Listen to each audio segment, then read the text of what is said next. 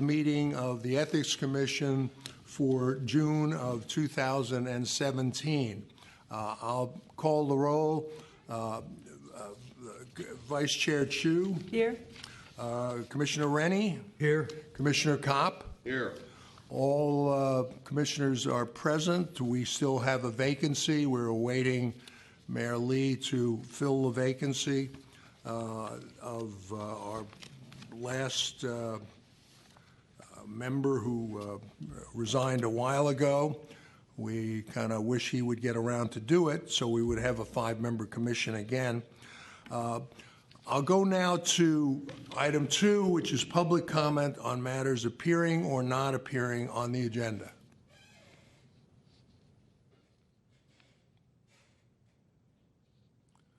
I don't see anyone who wants to give any public comment. So we'll then move on to item 3 on the agenda, discussion and possible action on the draft minutes for the Commission's May 22nd, 2017 regular meeting. Are there any comments or suggestions relating to the minutes? Commissioner Kopp. I have my usual fly specs, which I don't think will be too painful. I think in the interest of expediency, I'll hand them in, but I have an ask that none is substantive, but there is a reference on page 7, which puzzles me, and that's Commissioner Chu. On the last page, referring to something being a component of the Commission's budget every year, an ordinance-related slush fund that could always be relied upon. I don't remember you saying slush. No, I didn't say slush, but I did suggest that it would be good to include regular funds in the budget. That it would be unspent. Yes. Reserve fund. In order to fund initiatives that would come up during the fiscal year. Okay. I would delete that word in favor of something else. So, well, you don't even need anything else. Funds. This fund is fine. Ordinance-related fund. Yeah. Okay, those are my contributions. Thank you, Commissioner Kopp. Any other comments or suggestions on the minutes? If none, we'll move to approve. Is there a second? I'll second. Second. All right. All those in favor? Aye. Opposed? Didn't you have to call for public comment? Public comment. Oh, public comment on the minutes? There being no public comment, we've had the motion, and the motion carries unanimously. We'll move now to agenda item number 4, continued discussion and possible action on Proposition J revision project, including various proposals to amend the San Francisco Campaign and Government Conduct Code and to incorporate campaign finance proposals introduced by Supervisor Mark Farrell and Supervisor Aaron Peskin. We'll proceed with that, and I think Kyle is going to make the presentation on it.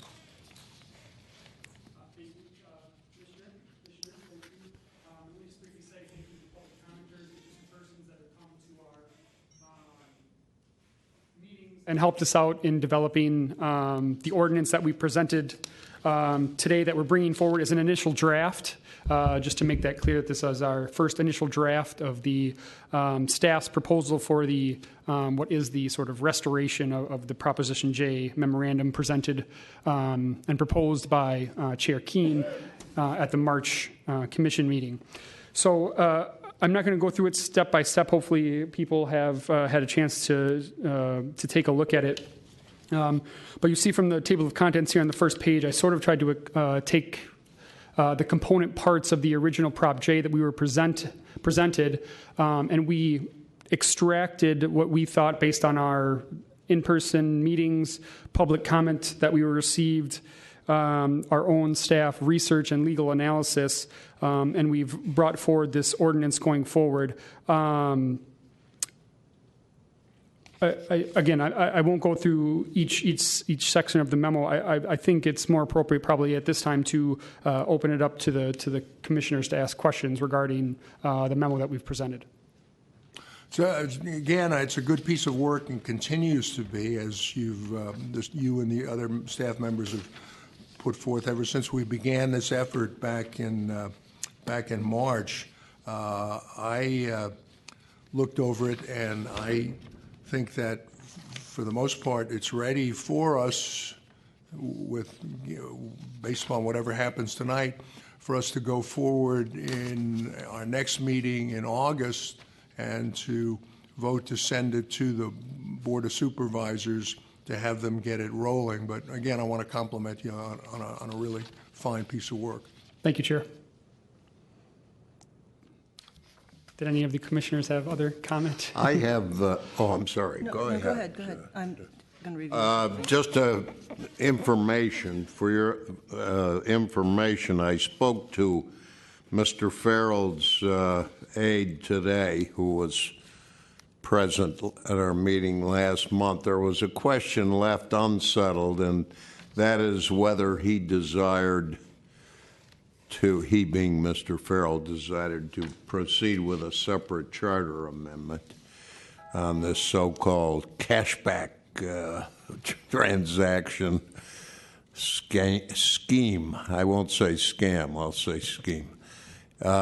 And he said that Mr. Farrell was satisfied with having it included in the so-called Proposition J group. Great. And from the minutes, you know in your memory that that's the case with Mr. Peskin and his proposed. That's good news. I'm sorry, so both Supervisor Farrell and Peskin are okay with incorporating their proposed ordinance into? Yes. Okay, great. And yeah, as you can see, if you didn't know already, we did incorporate the major portions of that with some of our own analysis and changes, but we have incorporated large sections of that already for both of those. Have they seen this proposal?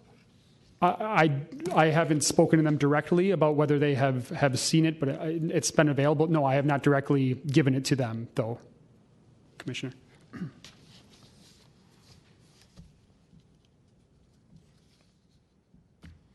So I actually had a question. Certainly. In terms of building the Commissioner Chu. legislative record, Mr. Kundert, do we have any data on how often or how frequently in the past any of these problematic behaviors that we're seeking to address have actually occurred?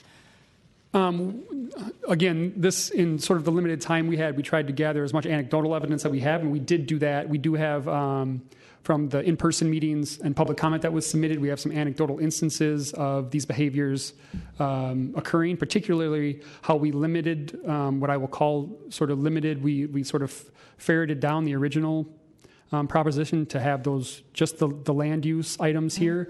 And I think we've found a significant number of, from again, the in-person meetings, from public comment, and from our own research. I think we've found a number of cases that point to those land use decisions, sort of the scandal and those sort of things. Whether we've developed the record fully enough yet, I'm not sure that has happened, but that is something we plan on continuing to do over the next 2 months. So I think it's still important to, but yes, we have, and I do cite in the footnotes several instances of that, but we continue to establish that record going forward to ensure that it's legally sound. Thank you.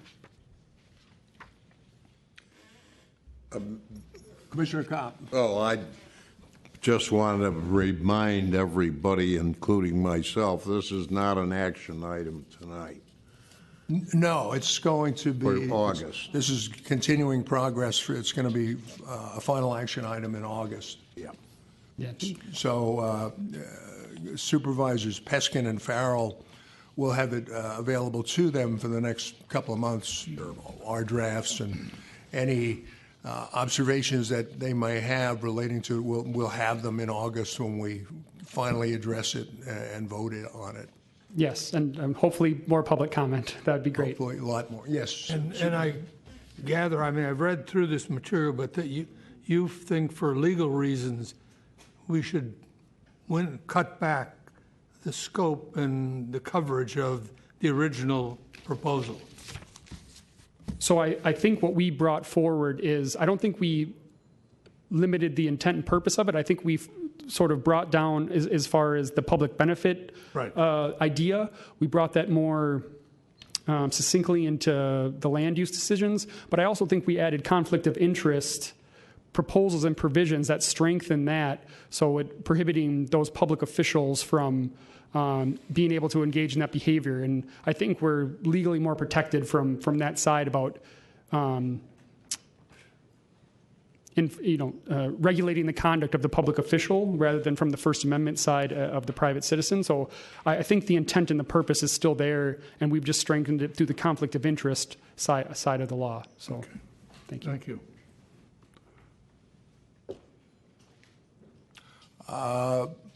There being no further discussions by the commission, we'll take public comment on this matter. Thank you.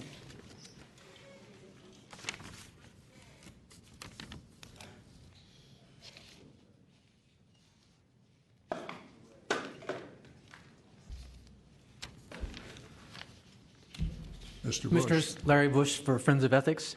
We submitted some comments in writing, and just to underscore the point of those comments, we would favor a more robust approach to pay-to-play actions beyond simply land use. For example, the material that's provided by the staff report is very good on looking at land use and its impact on the city, but I think you can make the same claim when it comes to what's called the disruptive economies.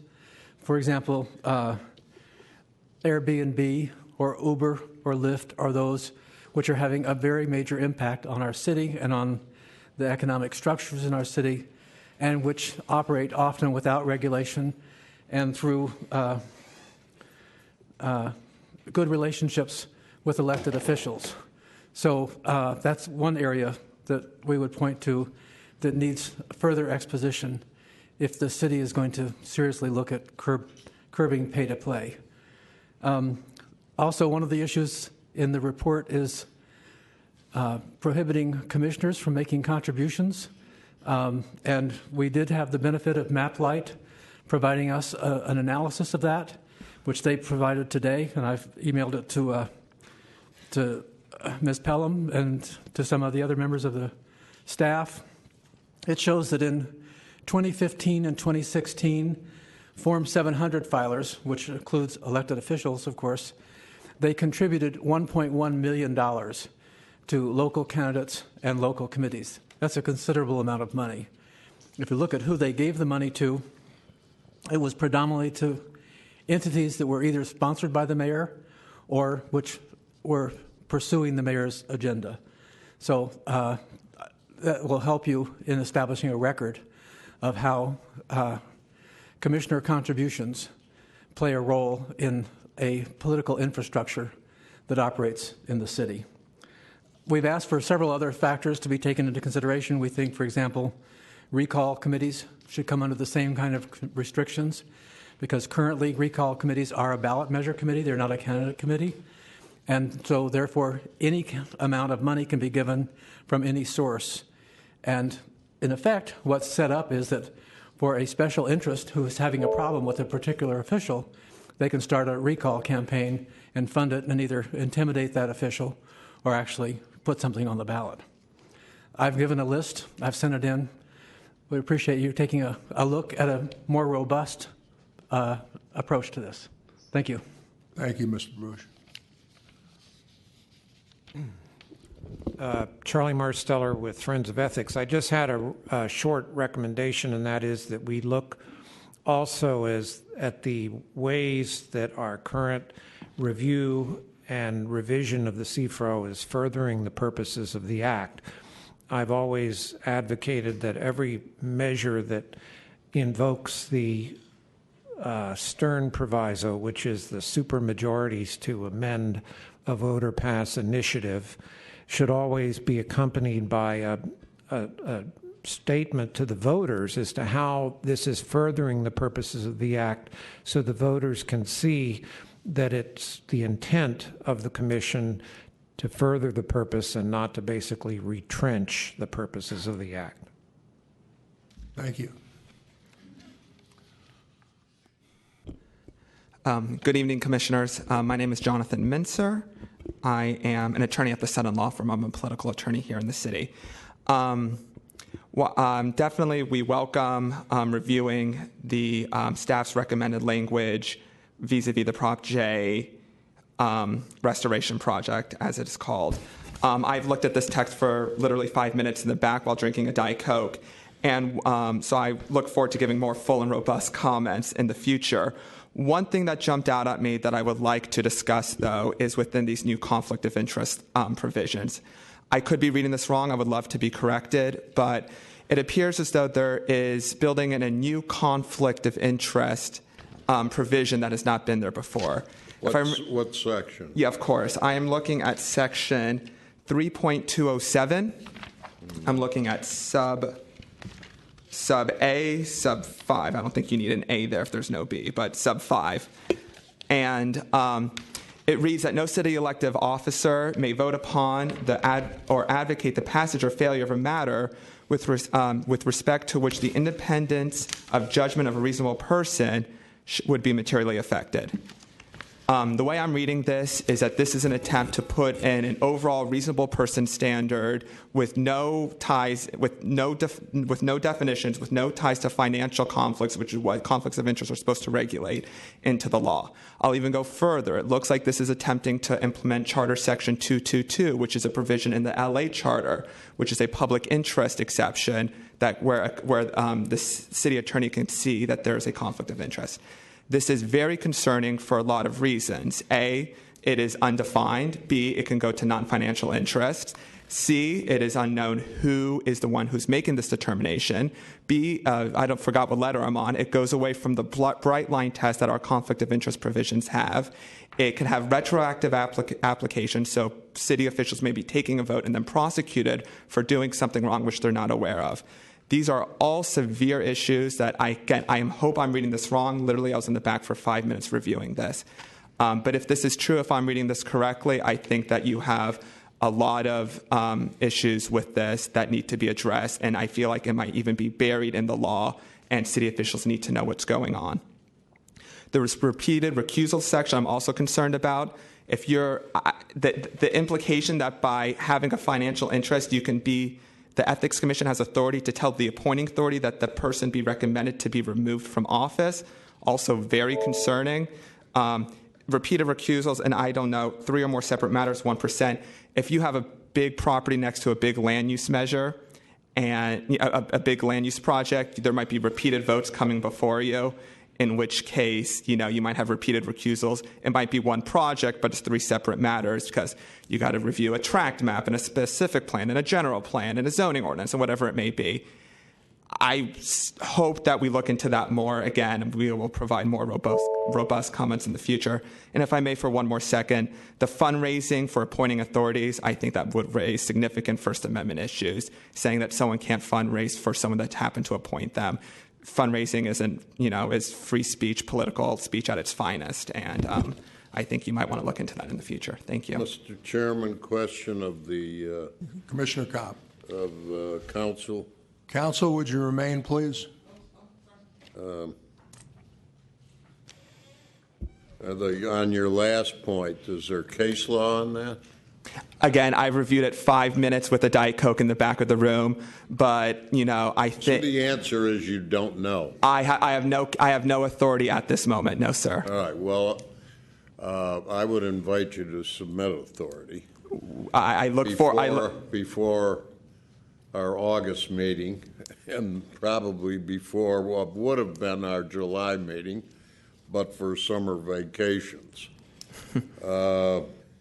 And the other question was on the preceding point. Is that derived from a Los Angeles city ordinance? Is that my understanding? Let me speak to my understanding, and then I'm assuming staff would like to weigh in. there's various conflicts of interest laws that state and local municipalities have adopted on their own, which is, well within their rights. The Los Angeles Charter contains a provision called it's Section 222 of the Charter. It reads that if an opinion is requested and the city attorney so opines, that they can it could be deemed a conflict for a commissioner. Actually, it doesn't apply to city council if it's not, quote, within the public interest for them to participate. This provision is vague, it is hard to understand, and creates lots of headaches in Los Angeles. While I can understand wanting to put in some kind of reasonable person standard of some kind, having the Ethics Commission sit as judge and jury, and that is worrisome to me. I also think that bright line tests are definitely the way to go. You see in the FPPC regulations on conflicts of interest and most of the city regulations on conflicts of interest. You want bright line tests so you don't have to hire me in order to give you guidance on whether or not you can participate in a matter.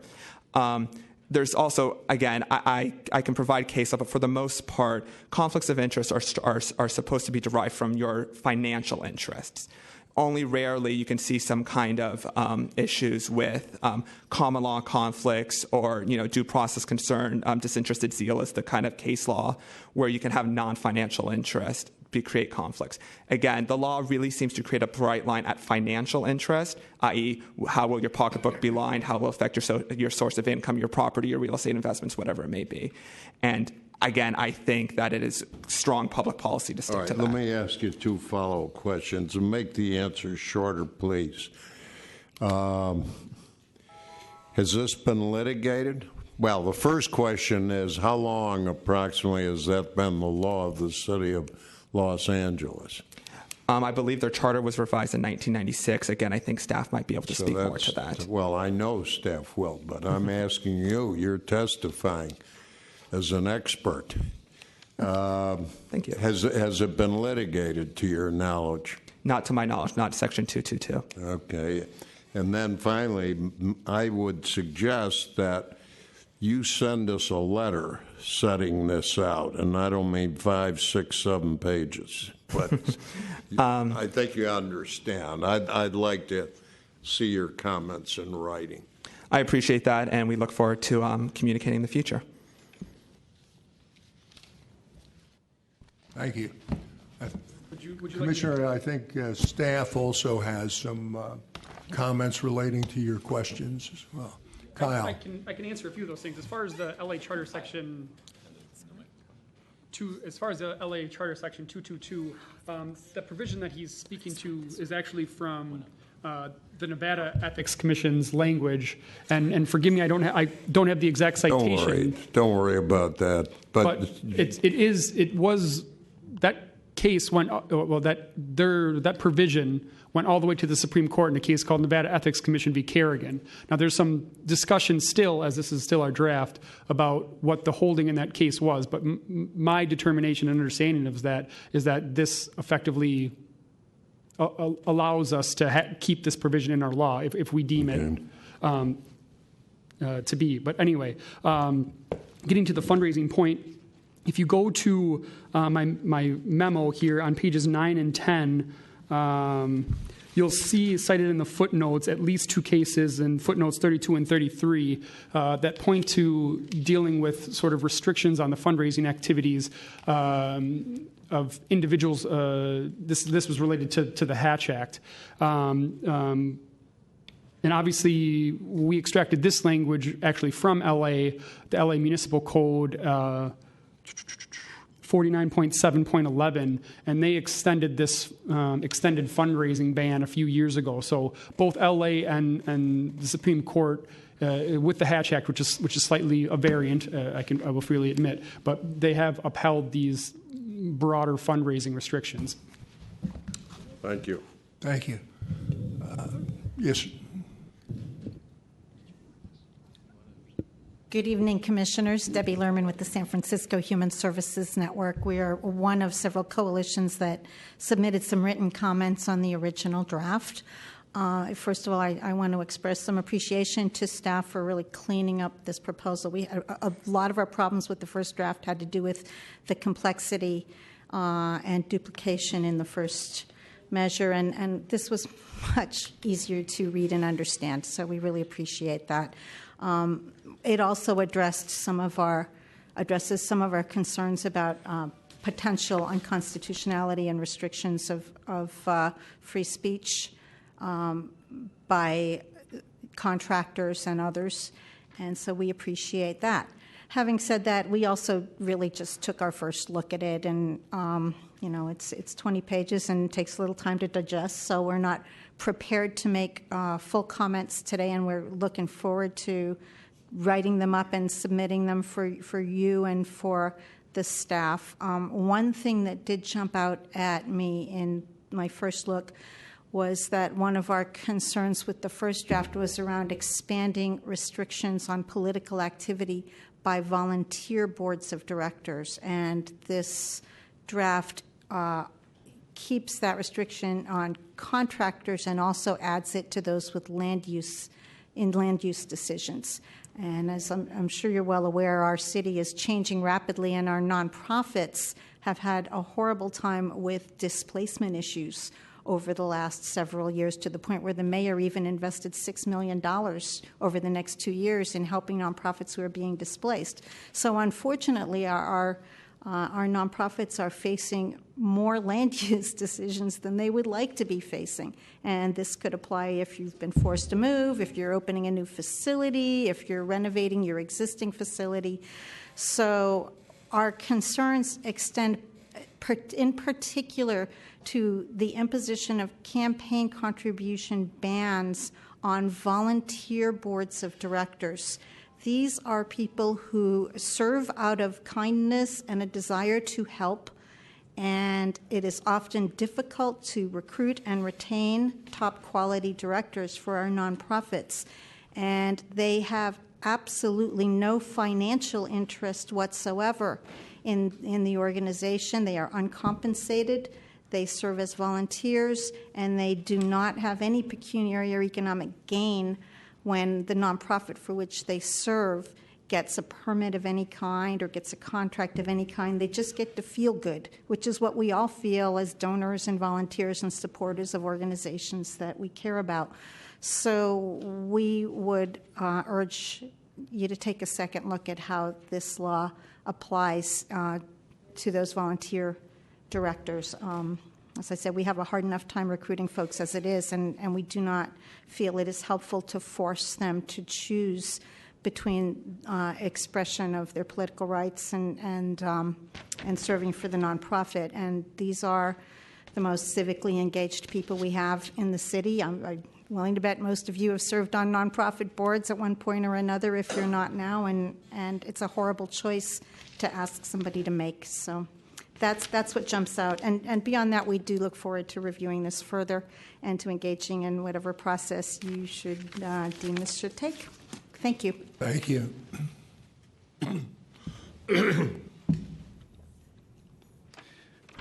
Good evening, Commissioners. My name is Peter Cohen, and I'm with the Council of Community Housing Organizations. I guess in this capacity, we're kind of the sister to Human Services Network.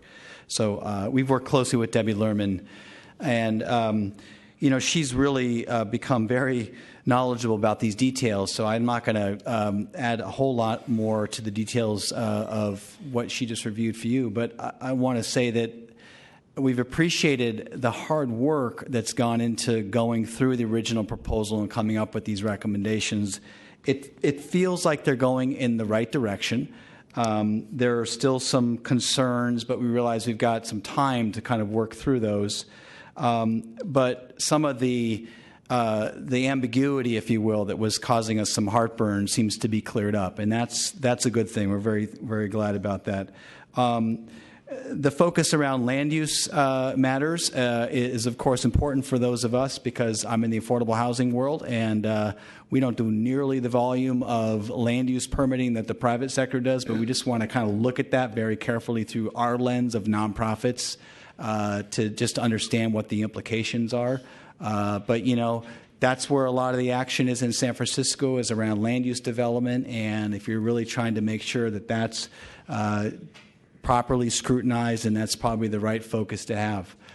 So with that, we want to keep working with you commissioners, your staff, Friends of Ethics. I mean, getting it to a point where we can all kind of agree that this is good policy and it's kind of finding its purpose and it's articulated and there aren't some things that create unintended consequences and traps for those of us who are just trying to do nonprofit work. I think that's a good outcome. So looking for the next month or two.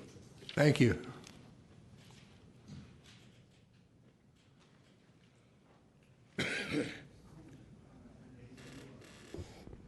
Good evening, Commissioners, staff. My name is Bruce Wolf. I'm here today as a staffer of a nonprofit and a board member of two nonprofits, of which I'm president of those boards, one of which does work in affordable housing. And I don't get paid anything for doing that except for my regular full-time job. And I would be and the kind of work I do somewhat politically, I like to vote for my elected official. I like to vote for various issues. I like to sometimes contribute a little money. I work for a nonprofit. I don't make a whole lot.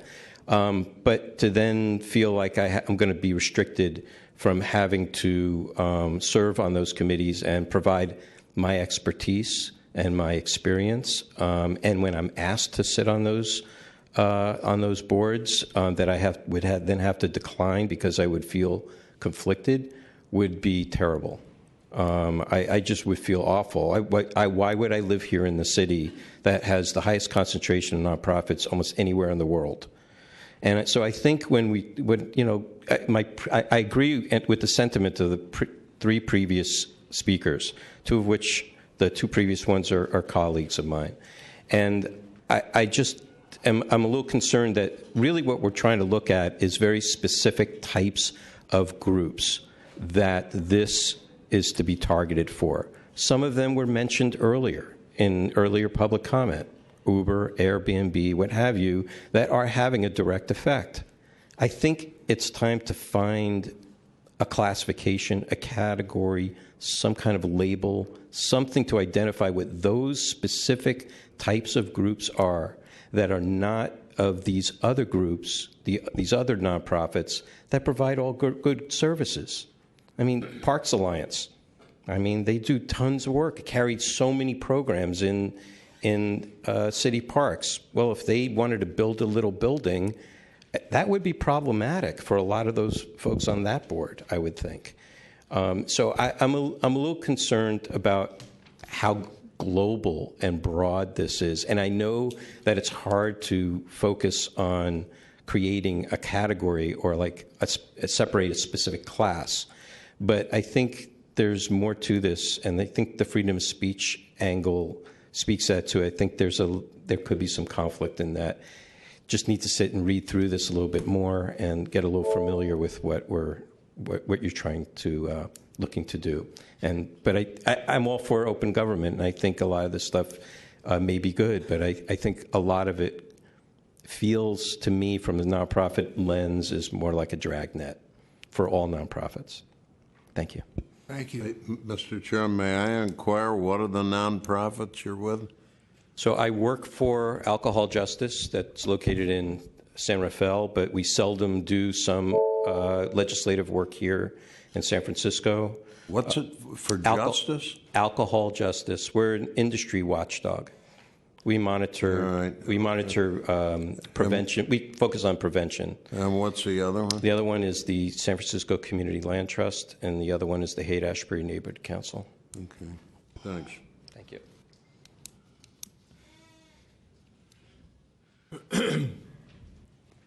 Good evening, Commissioners. My name is Ace. Excuse my appearance. I'm not trying to look thuggish. Just because it's hot and I just had surgery, and sometimes you wear this rag to prevent from sweating and looking like a terrorist here at City Hall. I just want to How you feeling? I'm feeling much better, but I'm here because I'm feeling very, I come here for help here. I am Ace Washington, longtime community activist. First of all, I want to commend this commission here for doing the wonderful jobs that you're doing in keeping tabs on City Hall. I call it Silly Hall. But the issue is right here, and I'm here speaking because of some of these nonprofits, I come here on another matter, but yes, I'm up here speaking about nonprofits and conflict of interest. I mean, these nonprofits are here.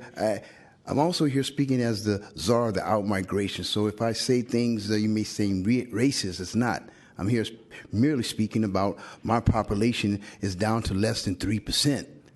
But this budget in San Francisco is up at a $10.1 billion with a B, but has nothing to do with black folks. But then these nonprofits that are with RAD, that with the Housing Authority, in my opinion, are here to eliminate blacks from the projects. Because even though they say they're doing a wonderful job as nonprofits, there's conflict of interest, without a doubt. But I'll be here to give those issues to you, those merits. But right now I'm here talking about, since you're talking about conflict of interest in the nonprofits. If you go through the nonprofits, you will see probably maybe one black, maybe not even one nonprofit, particularly with housing. I can name a few of them, but I'm not really here to do that today. I'm here to ask for your help and ask you about conflict of interest, because I was down to the city attorneys to try to find out about conflict of interest in my community, the Fillmore, which I call it the Fillmore. Like I got an old saying about City Hall. I call it Silly Hall, which I have an old saying about some of those organizations in my community, like More Magic, I might call it Whole Magic. It doesn't mean that I'm personally attacking them with my words. If that's the case, then why we got a president that can say what he wants to say? So right here, my name is Ace, and I'm on the case. Right now, I will be talking about it in the future about the nonprofits in the RAD, because there is no black nonprofits, except for one, and that's the Tabernacle Group, is doing a wonderful job in the Fillmore. But here today, I'll be speaking later on, and my time is about conflict of interest with department heads, the Human Rights Commission, and there's a number of them. So I will be talking about that when time permits it. But I just want to commend y'all doing a wonderful job, and I had to come make my appearance today because I have some other things I would like to say for investigation on some conflict of interest here in the city, along with the mayor who appointed these people. Thank you. Sorry. Thank you.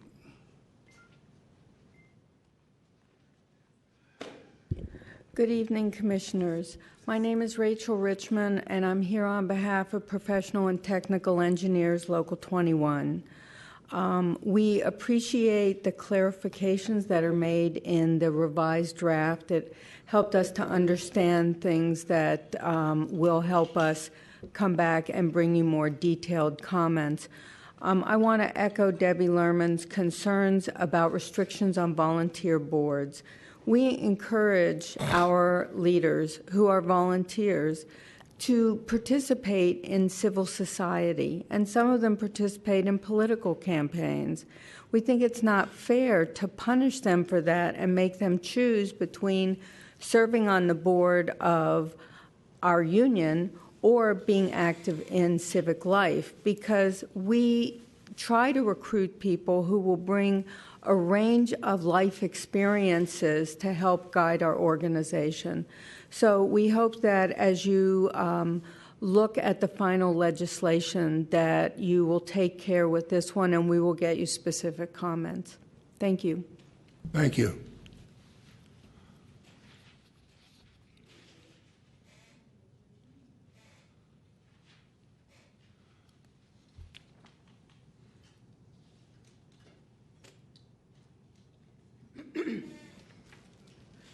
I haven't put a card in because I wasn't here earlier.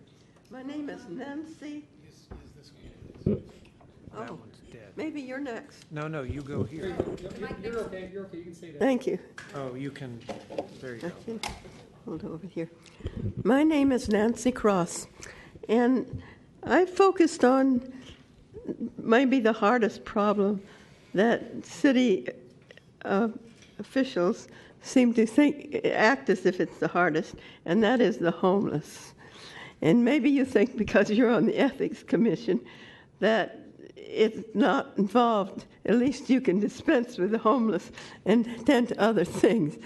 Maybe I'm wrong on that, but I'm going to point out where their problem lies that's in your purview, in my view.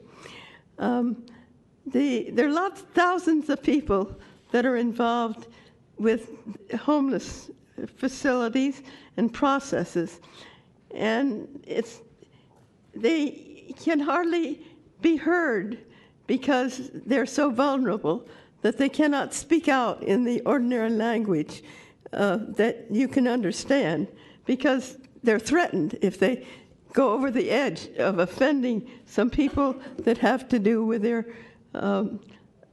their possibility of having a bed that night.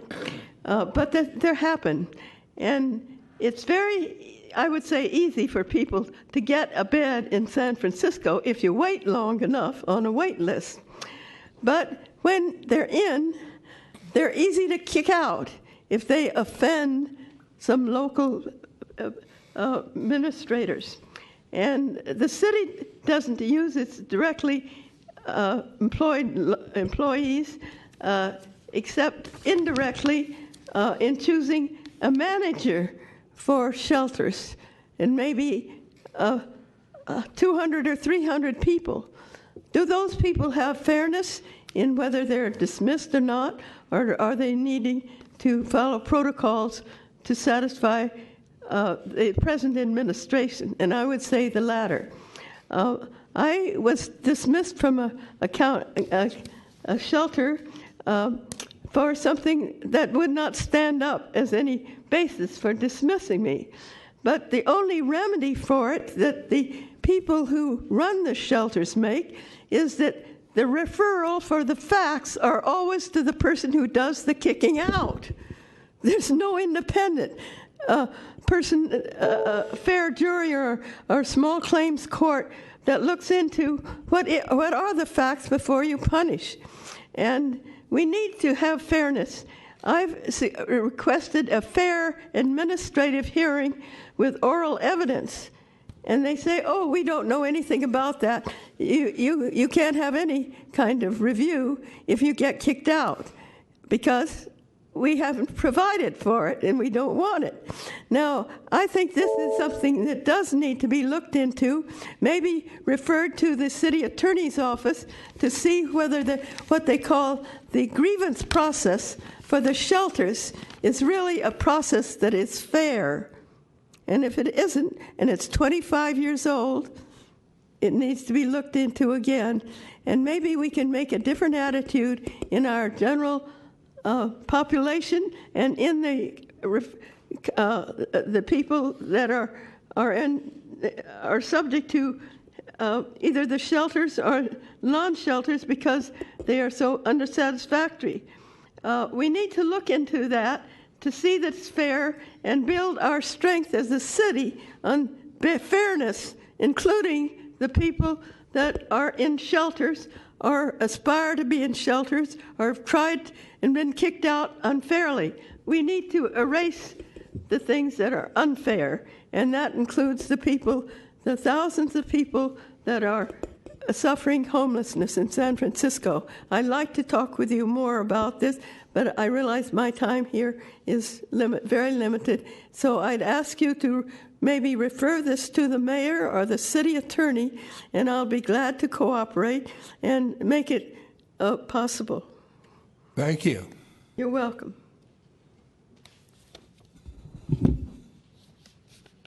Jessica. Commissioner Kopp. No, I just want to get you, Jessica. Okay. Any further public comment on this agenda item? If not, we'll then move to agenda item 5, which is the continued discussion and possible action on approaches to obtain independent legal counsel for the Ethics Commission, provided in response to a request by Commissioner Kopp at the April 2017 Commission meeting. And we have an attachment, analysis by our staff, and the presentation is going to be by Jeff Pierce, our senior investigative analyst. Mr. Pierce. Chair Keene, if I may just administrative note for the public. We also posted on Friday a supplemental document from the City Attorney's Office. The agenda and the document are both on the public table so that's available. Yes, there is a letter from the city attorneys that was received, and that is part of the record now, and it is available for anyone who wants it over at the table. Thank you very much, Ms. Pelham. Mr. Pierce, you want to proceed? Thank you, Chair Keene, and good evening, Commissioners.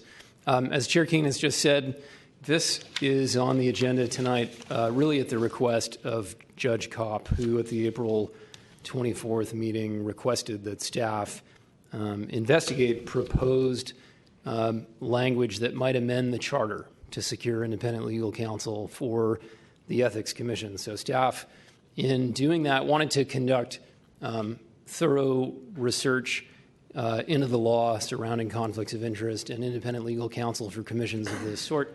We also looked at agencies analogous to our own, and the result is before you in the memorandum for Agenda Item 5. Staff's analysis does suggest that a structural conflict of interest exists given the variety of functions that the City Attorney's Office plays in satisfying their obligations with respect to government and ethics and other laws within the Ethics Commission's jurisdiction, both with respect to their interactions with city officers and employees and their interactions with the Commission itself. I'd like to say at the outset that staff want to emphasize that this is not a personal matter. Staff's research and conclusions into this question have nothing to do with the competence or motivations of any individual attorney within the City Attorney's Office. It has to do only with what we believe to be an ongoing and structural problem. And I think if you had a chance to review the memo, you'll have seen that both the case law and the academic literature make the same point, which is that this is a structural problem and not a personal problem. I'll try to keep this brief, but if you saw the memo, then you know that brevity isn't my strength. But I will move quickly through a summary of what we're talking about and then open the floor for comments. Staff agrees with the City Attorney's Office that in the case of conflicts of interest respecting government attorneys, there are specific policy considerations that are distinct from the application of these same rules to private attorneys. One is that in the case of government attorneys, jurisdictions tend to prefer to speak from a unified legal voice, and staff supports that commitment with respect to ethics here and the unified legal voice that comes out of the City Attorney's Office.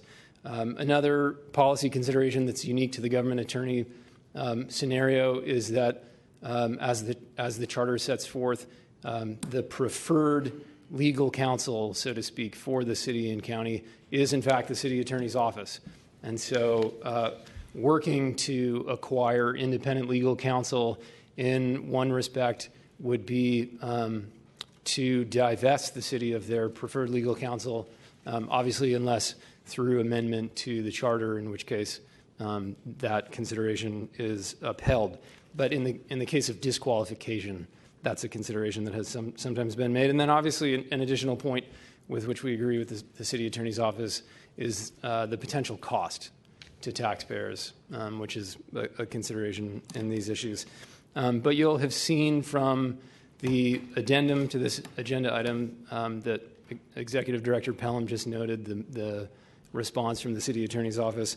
There is apparently some disagreement between the City Attorney's Office and Commission staff. Staff believes that the City Attorney's Office is examining the issue more narrowly than staff have, and that staff are reading the case law more narrowly than staff might, such that the issue for the City Attorney's Office appears to be that an actual conflict of interest exists in any given matter to justify a consideration of the kind that Commissioner Kopp has requested. For example, only in the instance where an employee has become the subject of an open investigation or for which proceedings exist. Staff's analysis concerns not just actual conflicts, but potential conflicts of interest. The California rules of professional conduct prohibit both actual and potential conflicts of interest without the informed written consent of attorneys. And we, staff... you mean of the client, informed written consent of the client? Thank you, Chair. Of the client, exactly. Staff also submits that waiting for an enforcement proceeding to take place, a hearing on the merits, for example, the potential conflicts have already bloomed too substantially, and that the considerations should be earlier in the timeline. I'll move to the recommendations, but I'll say only one more thing, which is that it's for you as commissioners to weigh the policy considerations, which are unique to the government attorney context, and to weigh them particularly in relation to the risk of conflicts here. So if the commissioners agree that we're operating in a field not only of actual but potential conflicts, we have to ask ourselves as a matter of policy, what's our tolerance for the risk of those potential conflicts?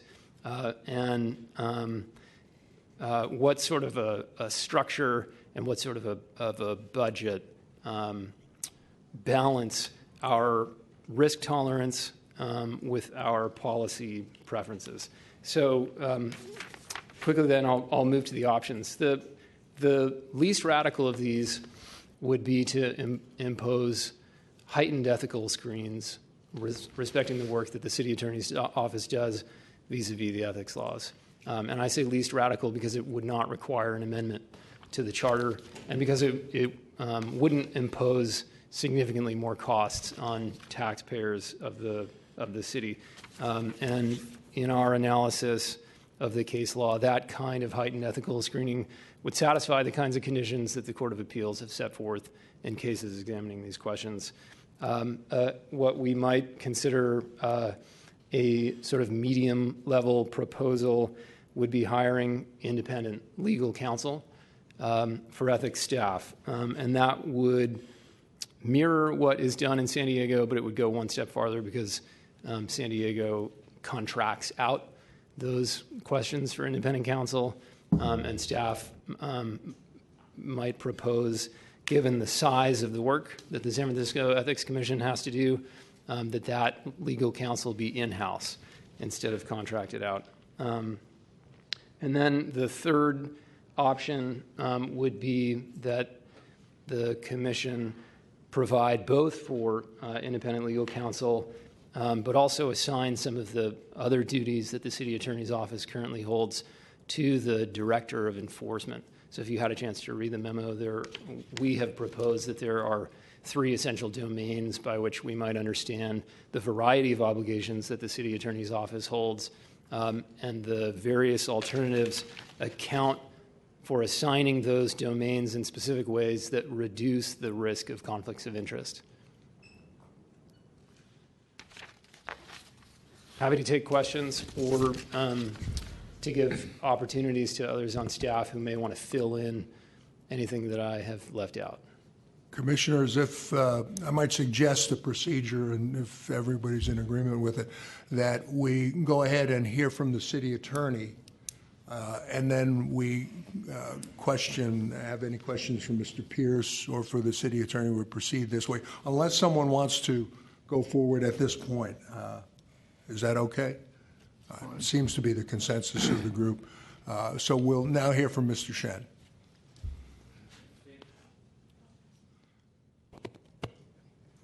Thank you, Chair Keene, Commissioners. Andrew Shen, Deputy City Attorney. So let me just make a few comments, and hopefully, I would certainly appreciate any comments or questions from the Commissioners or from the staff as we venture into this topic. But let me just make a few comments at the outset. The first is that I would have to remark that it's unfortunate that the City Attorney's Office had to submit a separate memo or communication to the Commission on the subject from staff. That certainly, as you know, is not our habit. Obviously, the City Attorney's Office and the Ethics Commission staff certainly try to operate in lockstep. for the purpose of giving the commission the clearest direction and guidance in how to proceed. I don't think it's unfortunate at all. I think it's fine and very straightforward. There's one view, and you presented your own, a different view, and that's the way we're doing it. There's nothing wrong with that. Right. I'm sorry to interrupt you, but I just don't see anything unfortunate about a straightforward legal view. You take one view, staff takes another view, and you're both arguing it as best you can. So in particular, I certainly would, if the commissioners have any question in this vein, would certainly be open to any questions about how our office, the city attorney's office, operates. What teams we have, how we created those teams, so on and so forth. Unfortunately, I don't believe staff's memo actually reflects the day-to-day operation of city attorney's office in any accurate respect whatsoever. And that's an unfortunate, I think, for the commissioner's consideration. Secondly, I would say, to be clear, and I think our letter was pretty clear on this point, but let me just reiterate at the outset, the city attorney's office does not believe it has any quote-unquote structural conflict of interest. Now, I certainly heard Jeff, and certainly appreciate Jeff's legal research and all the effort he's put into the project, but unfortunately what I think he's identifying is a potential conflict of interest is, as our letter explains, simply the kinds of policy disagreements and policy interactions and checks and balances that are a fundamental part of government, not only here in San Francisco, but in state government and federal government. As this commission well knows, the city is comprised of many, many different agencies with many, many different perspectives, run by different folks with different policy priorities. Those are not potential conflicts of interest. Those are just policy disagreements and, frankly, how government is supposed to work. Now, the city attorney's office obviously tries to work with all these constituent departments of the city in a consistent way, because obviously that we believe that aids those different departments in reaching their final decisions. But we don't believe it affects our advice in any way. As we said in our letter, certainly on ethics-related issues and all the other legal issues that my office face, we endeavor as much as possible, and I think we really do achieve this as a reality, we do endeavor to provide everyone with consistent legal ethics advice. And lastly, let me also say, because the letter did get to you relatively late in the game, let me also be very clear that the city attorney's office opposes all of the options set forth in the staff's memorandum at the very end. We also specifically oppose the proposals to have our office continue to provide litigation if we are not also permitted under the charter or otherwise to continue to work with the staff and all of the other different folks in city departments and city officials on ethics and conflict of interest issues. It is fundamentally impossible to separate litigation work from advice work. I can tell you personally that when I am drafting legislation with staff, when I'm drafting regulations with staff, when I'm working with a member of the Board of Supervisors on a legislative proposal, I will often consult my litigation colleagues on what they think the litigation risks are. And vice versa, they ask me about legal ethics issues and other ethics issues that come up in the litigation work as well. So I think their attempt to split the baby, I think, is also not a preferred outcome for any of this process. Thank so with you. that, I'm sorry, go ahead. I certainly entertain any questions and comments from the commissioners. Okay, thank you, Mr. Shen. If I might start, I'm just making an observation before we go into the general colloquy. Mr. Chen, I just want to start off by saying that, just as Mr. Pierce has said, that in regard to this attempt to do whatever it is we should do, there's nothing that is being said here by me, or certainly that I want should be taken as any personal criticism of you, professional criticism of you, or criticism of the San Francisco City Attorney's Office. I have the ultimate respect for it. It does an outstanding job. You've served this commission well for 9 years. We look forward to having you give your views and your help for many years to come. So it's only a question of what is the most professional thing to do here. There's nothing personal involved. There's nothing saying that, well, someone is not competent or someone isn't doing it. As I think Commissioner Rennie made that clear last week, it's purely a question of what is the necessary and what is the preferred procedure under the rules of professional conduct of the state bar relating to conflicts of interest and how it should be gone forward. And So I just want to make that clear at the outset and lower any kind of decimal level that might come from this being seen as someone being defensive from a personal level. It's not there. It's certainly not there from the panel as I see it. And we're looking at it in as dispassionate and as professional a way as possible, with an understanding of your good faith, your talents, the good faith of your office, the talents of your office, and how it serves the city and county of San Francisco very well. Thank you. Much appreciated. Commissioner McConnell. Well, I was going to suggest and invite any public comment before I make my comments. All right, well, we'll go to the discussions and of the other commissioners, and then take further. I have further things that I'd like to say in regard to it as well. But Commissioner Rennie, let me say, I read through the memo, and question I ask: this commission has been in existence for 20? Since 1993. Yeah, more than 20 years. Has there ever been a problem that there was a claim that the city attorney was in a conflict situation that hadn't? I'll ask that question. Has there ever been a problem?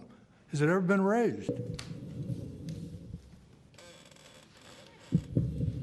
Well, as one of the newest members of staff, I may have to defer to others on a historical question, but I will say, Commissioner Rennie, only this, which is that as I tried to set out, staff's concern is of a structural nature, and so what we have in mind, the memo sets forth, is that if we have understood the functions of the city attorney's office correctly, where the same attorney provides compliance advice to city officers and employees, and where the same attorney provides guidance to enforcement staff, and where that attorney then also decides whether the city attorney's office should exercise its concurrent civil jurisdiction over a matter for which it has first advised a potential target of investigation and second advised those who might conduct the investigation. Just as a structural matter, that is what we might consider a potential conflict of interest, which the academic literature considers to be a potential impairment of an attorney's sound judgment. So, if I may, the case law is clear that if this were in the private attorney context, that would be a conflict of interest. There's no question that would be a conflict of interest, where an attorney serves clients on the one side, advises them about their potential liability, and then on the other side advises those who would pursue that liability. That having been said, again, this is the government context. The considerations are distinct in this context. So the question before you is, it may be a policy question as much as it is a legal question, but if others on staff have an answer to your historical question, I'll defer to them. I might just observe in regard to your question, Commissioner Rennie, that I've been on the commission now since the end of 2013, and I have to say that there were times, there were not a number of times, but there were times during matters that came up where it occurred to me that advice was being given by the city attorney that appeared to be questionable in terms of conflict and the city being in a position of having to serve two masters. I never raised it because it just wasn't triggered by whatever the particular position is. So in terms of being able to say, well, over the history of the commission, has it ever been a problem? It's been for me a couple of times. So whether it's what happened is we moved into something in the last couple of meetings that triggered more attention and more discussion. What triggered is that Commissioner Kopp didn't agree with the advice. That was what triggered it. Because the advice constituted malpractice, as I have said previously. That's your opinion.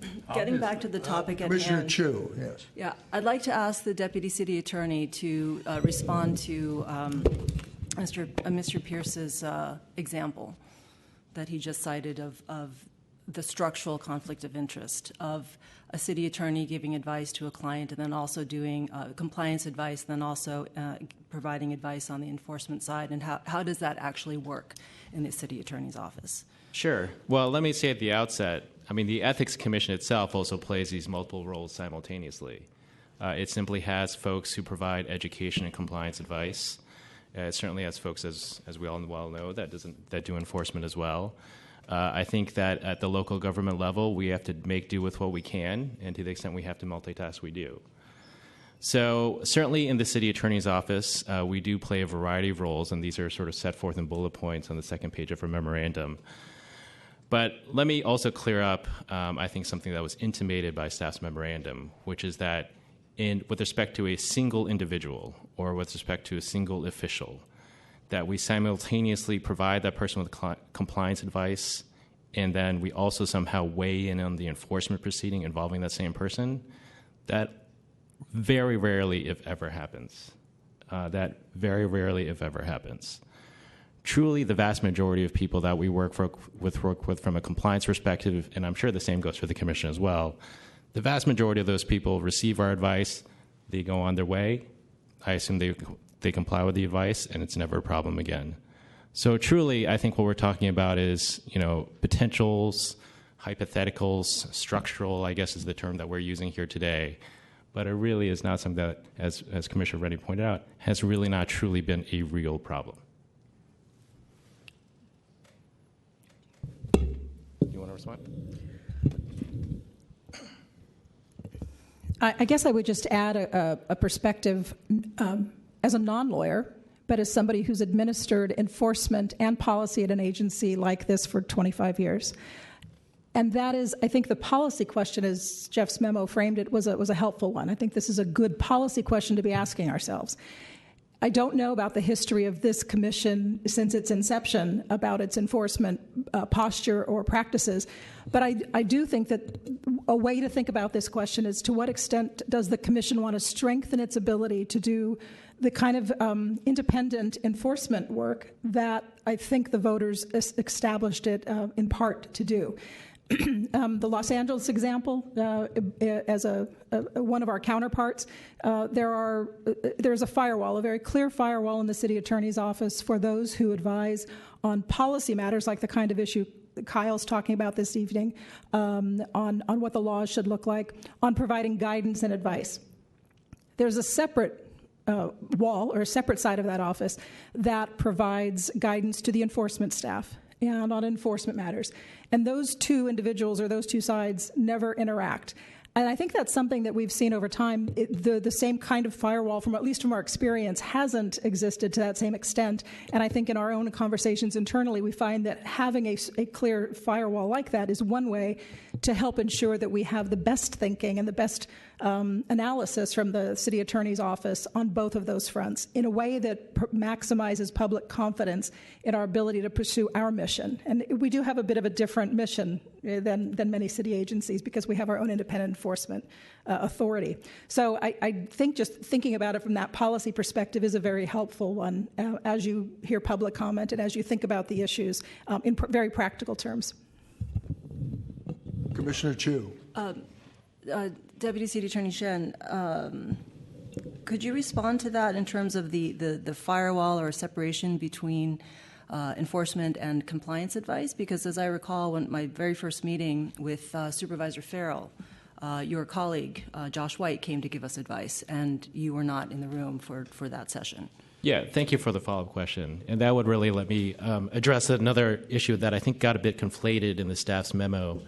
So there's really two sets of rules that we have to keep in mind when we, Deputy City Attorney, staff the commission.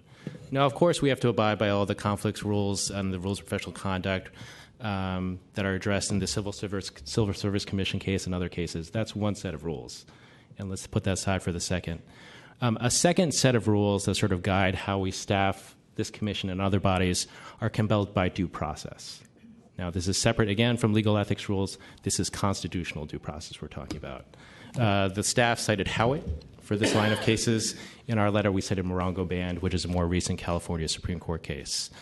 Now, for constitutional due process concerns, we have always followed the policy, and this is consistent with the case law, that the attorney who advises the prosecutor or prosecutor-like party to a proceeding, so Jessica and some of her folks, has to be a different advisor than whoever is advising the judge-like quasi-adjudicatory body, such as yourselves in an enforcement proceeding.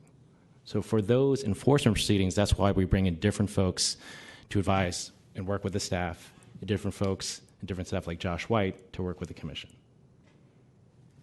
And I would add to that staff's alternative one is a way to push back the split in that wall. So we would say that a different person should advise enforcement staff in its investigation and prosecution of the matter that will go to the adjudicatory body, and that's different from who is giving compliance and advice to city employees who may or may not become the target of investigations.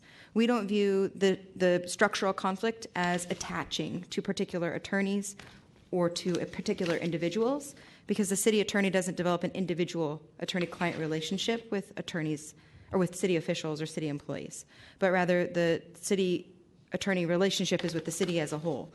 And so in order to prevent any potential conflicts of interest and to protect the integrity of the process, our advice is to, or our recommendation in alternative one is to have like the one attorney A represent compliance staff and advice staff, to also represent city employees and city officials, and then to represent the commission in adjudicatory proceedings, because we don't see, preferably there'd be a third attorney representing the commission in the adjudicatory proceedings, but that same general counsel type person can represent all of those parties. But that the party that needs to be screened off is the enforcement staff, just so that we are not, the same person or the same group of people isn't making the decisions on both sides of the V. Could I ask you, Mr. Chen, since much of this discussion in both the staff's memorandum and yours revolves around the Civil Service Commission case. Mm-hmm. How do you square your position with the civil service case? Yes, sure, certainly. I don't think you can, but let's. Okay. Well, let me start with what we articulated in the letter, or at least attempted to articulate in the letter, and we can go from there. So we distinguish the Civil Service Commission case in two respects. The first is that the Civil Service Commission case speaks when a county council sued one of the constituent agencies of the government he worked for. Remember, the San Diego County Council sued the San Diego Civil Service Commission. Now, we think the Civil Service Commission case is uniquely and can only potentially apply to litigation-like settings, where, again, the county council, city attorney, who have you, has sued one of the constituent parts of its own sort of body or entity or employer. That's obviously not the case here. Certainly, there's no prospect, that the city attorney's office would ever sue the Ethics Commission over its actions. So that's kind of one reason that the Civil Service does not apply. The second reason outlined in our letter is that the Court of Appeal in that matter considered the San Diego Civil Service Commission to be quasi-independent. Now, we don't believe any of the indicia of what would constitute or make a quasi-independent agency applies to the Ethics Commission. Do you think the Ethics Commission is on the same level as every other city department, the water department, DPW. DPW. That we don't have any more important aspect of independence in terms of our judgment and carrying out whether or not the ethical proprieties have been met in the city and county of San Francisco. Doesn't that give us something of a distinct nature from just any other city department? Well, I'm not sure. And maybe we're not using the right term. I'm not sure what it means to be on the same level with other city departments. But I would certainly say that, as you know, as a former deputy public defender and chief assistant in that office, a lot of different city offices serve very critical functions. Whether it be criminal justice, whether it be providing safe, clean drinking water to folks, whether it be making sure the streets are safe for all the people who bike and drive across them. I mean, I'm certainly not in a position to say that one should be more exalted than another. I think they all serve important public functions and hopefully make the city and county a better place to live for all its residents and all the other people that do business here. But I can certainly say, to the extent that staff was trying to grab on to some loose language from the civil service case to argue that the Ethics Commission is quasi-independent, I mean, I really have to say that none of that is frankly very persuasive. Couldn't it also be argued that you're limiting civil service commission to saying, well, that only has to do when there's an actual lawsuit on, there's only litigation? Aren't you being a bit narrow in your judgment there? Well, even if you don't buy sort of the litigation distinction, but let me speak a little bit more about the second reason. I want to hear the answer to that, because to me that's the central premise that you just said to begin with, and I don't see it as holding water. That unless we get in a lawsuit, then yeah, I think Civil Service Commission. I certainly have not seen, and Jeff can certainly respond if he wants to. I've not seen any cases extending the Civil Service Commission case outside of the litigation context, nor have I seen in any advisory opinions. But again, does the case itself say it's limiting itself to litigation context? I mean, those were the facts and circumstances presented to the Court of Appeal. It does not say that. Well, as you surely know, I mean, many judges and opinions don't necessarily explicate or list all the circumstances its holding does not apply to. Okay. That certainly would make a lot of opinions longer. We don't want that. But let me say, in terms of the second reason the Civil Service Commission is not persuasive here, is that, again, that the Ethics Commission doesn't have any indicia of being a quasi-independent agency. The staff grabs onto language saying, the Ethics Commission's decision's not warmly embraced by other agencies. Well, that's true all around City Hall. That's not hard to find, that decisions made by some officials are not agreed or warmly embraced by other city officials.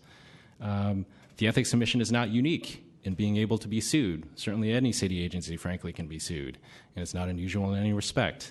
The Ethics Commission is not unique in its authority or ability to initiate enforcement actions, administrative enforcement actions.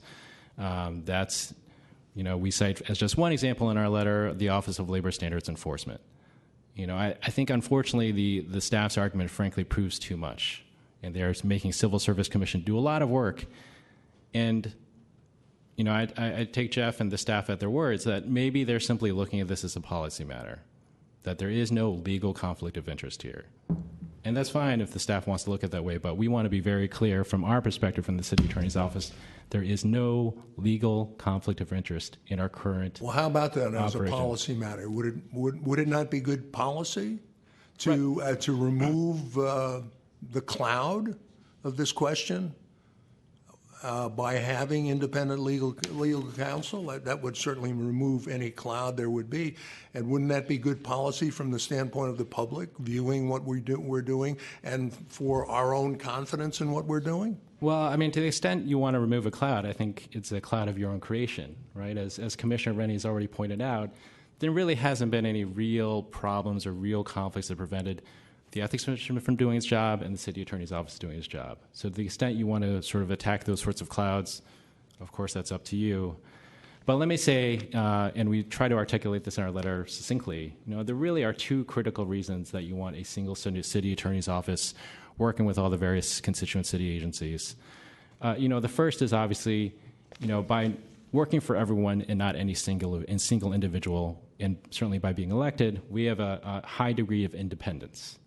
That we will give our clients the information that they need to know, that they need to have before they make the policy decisions at hand. They may not want that advice, but they still need to hear that advice anyway. And that's one reason having an independent city attorney's office is critical. The second reason it is important to have a single, separate, independent city attorney's office is that we can make sure, and you've already heard me say this, that we provide consistent legal advice to everyone across the board. When everyone faces the same legal issue, we endeavor, as much as we humanly can, to provide consistent legal ethics advice. And again, people may take it different directions from there, but we do strive for that consistency, and that's the only consistency you can have from having a single public law office. Thank you, Mr. Shannon. Yes, if I could, I have 2 points I'd like to make. The first is that I think that getting bogged down in Civil Service Commission is, it's useful to use it as a tool, but we agree with Deputy City Attorney Shen that it's not completely on point or dispositive. It's just that when you look at a city attorney's office and this potential for a conflict of interest, it's not really addressed in a lot of litigation, because city agencies don't go suing the city attorney's office or requesting outside counsel on a lot of issues because they have to pay for that litigation. They have to pay for those outside attorneys. And so it's more of an academic enterprise, which is why Mr. Pierce cited a number of law review articles that deal with this question of potential conflicts of interest, the duty of loyalty, informed consent, and whether or not that has a role to play in government agencies. And from my perspective, so that's my first point I'd like to make, is we looked at case law to try and find a perfect fit, and there's no perfect fit. And that doesn't mean that there's no problem. It just means that it's not been litigated. The second issue or point that I'd like to make is that, like Leanne, I worked for a different government agency that had this dual role. And like Leanne or Director Pelham, we screened the enforcement side from the advice and compliance side. The general counsel's roles were separate and distinct from enforcement staff's roles, and they did not overlap. And I represented 2 commissions as general counsel while I worked for the Missouri Attorney General's office. And whenever there was a case involving a matter that would appear before those 2 commissions as an adjudicatory matter, a separate attorney was assigned, and I was screened from them, from the compliance stage all the way through to the compliance advice, this general counsel staffing advice, all the way through to the matter before the agency. And then as general counsel, I represented the agency in the adjudicatory role. So exactly the type of structure we're contemplating here. And we did that as a policy matter, not because anybody had ever sued us over it or because it had ever been addressed by a court. Indeed, many government conflicts of interest have never been considered by courts because they just simply are different and unique from those in the private sector. And we recognize that and understand that. And that's why our recommended alternative number 1, I think, is the best solution here, because we do want to speak with one voice. We do want to speak to the public with one legal voice. We want the city attorney's office's assistance in contract negotiation and ordinance drafting and policy recommendations. We want, Andrew specifically, we want like the idea of a single attorney helping city employees and staff like ferret out all these issues. That makes sense to us. But where we have problem is when those same attorneys, the same attorneys that might be giving advice to potential future targets, not that they're actual targets now, but potential future targets, and our enforcement staff making those day-to-day decisions. That's where we have a problem. And I don't read from Mr. Shen's memo a real just like, I mean, I think he disagrees with the need for that, but I think they're willing to do that. They're willing to have a different attorney represent enforcement staff and make enforcement decisions for the city attorney's office from the person who represents policy and employees and the commission. So to the extent that that's already in place, we're satisfied, staff's satisfied. He, in his memo, identifies a number of areas where enforcement staff and advice staff might have to discuss impacts of potential legislation, individual, or not individual, but broad interpretations of existing law. And we, at the staff level, recognize that that's a natural tension and that both parties need to talk. Kyle and I don't have an absolute wall between us. When Prop J was proposed, I looked at it from an enforcement perspective. He looked at it from an advice perspective. We discussed what would, everything that entails and came up with our recommendation. It doesn't mean an absolute bar from collaboration. It means that when individual employees or individuals are, advice is being given to employees, advice is being given to enforcement staff about matters, where a matter has occurred, that's when the wall would come up, for what it's worth. I have a very practical question. How many instances is this an issue, in your view? How many cases? I know that Chair Rennie has asked, or I'm sorry, Commissioner Kenney now, Commissioner Chu. I prefer to discuss that offline because it involves specifics about enforcement cases, and those matters are confidential. Do you have a ballpark number?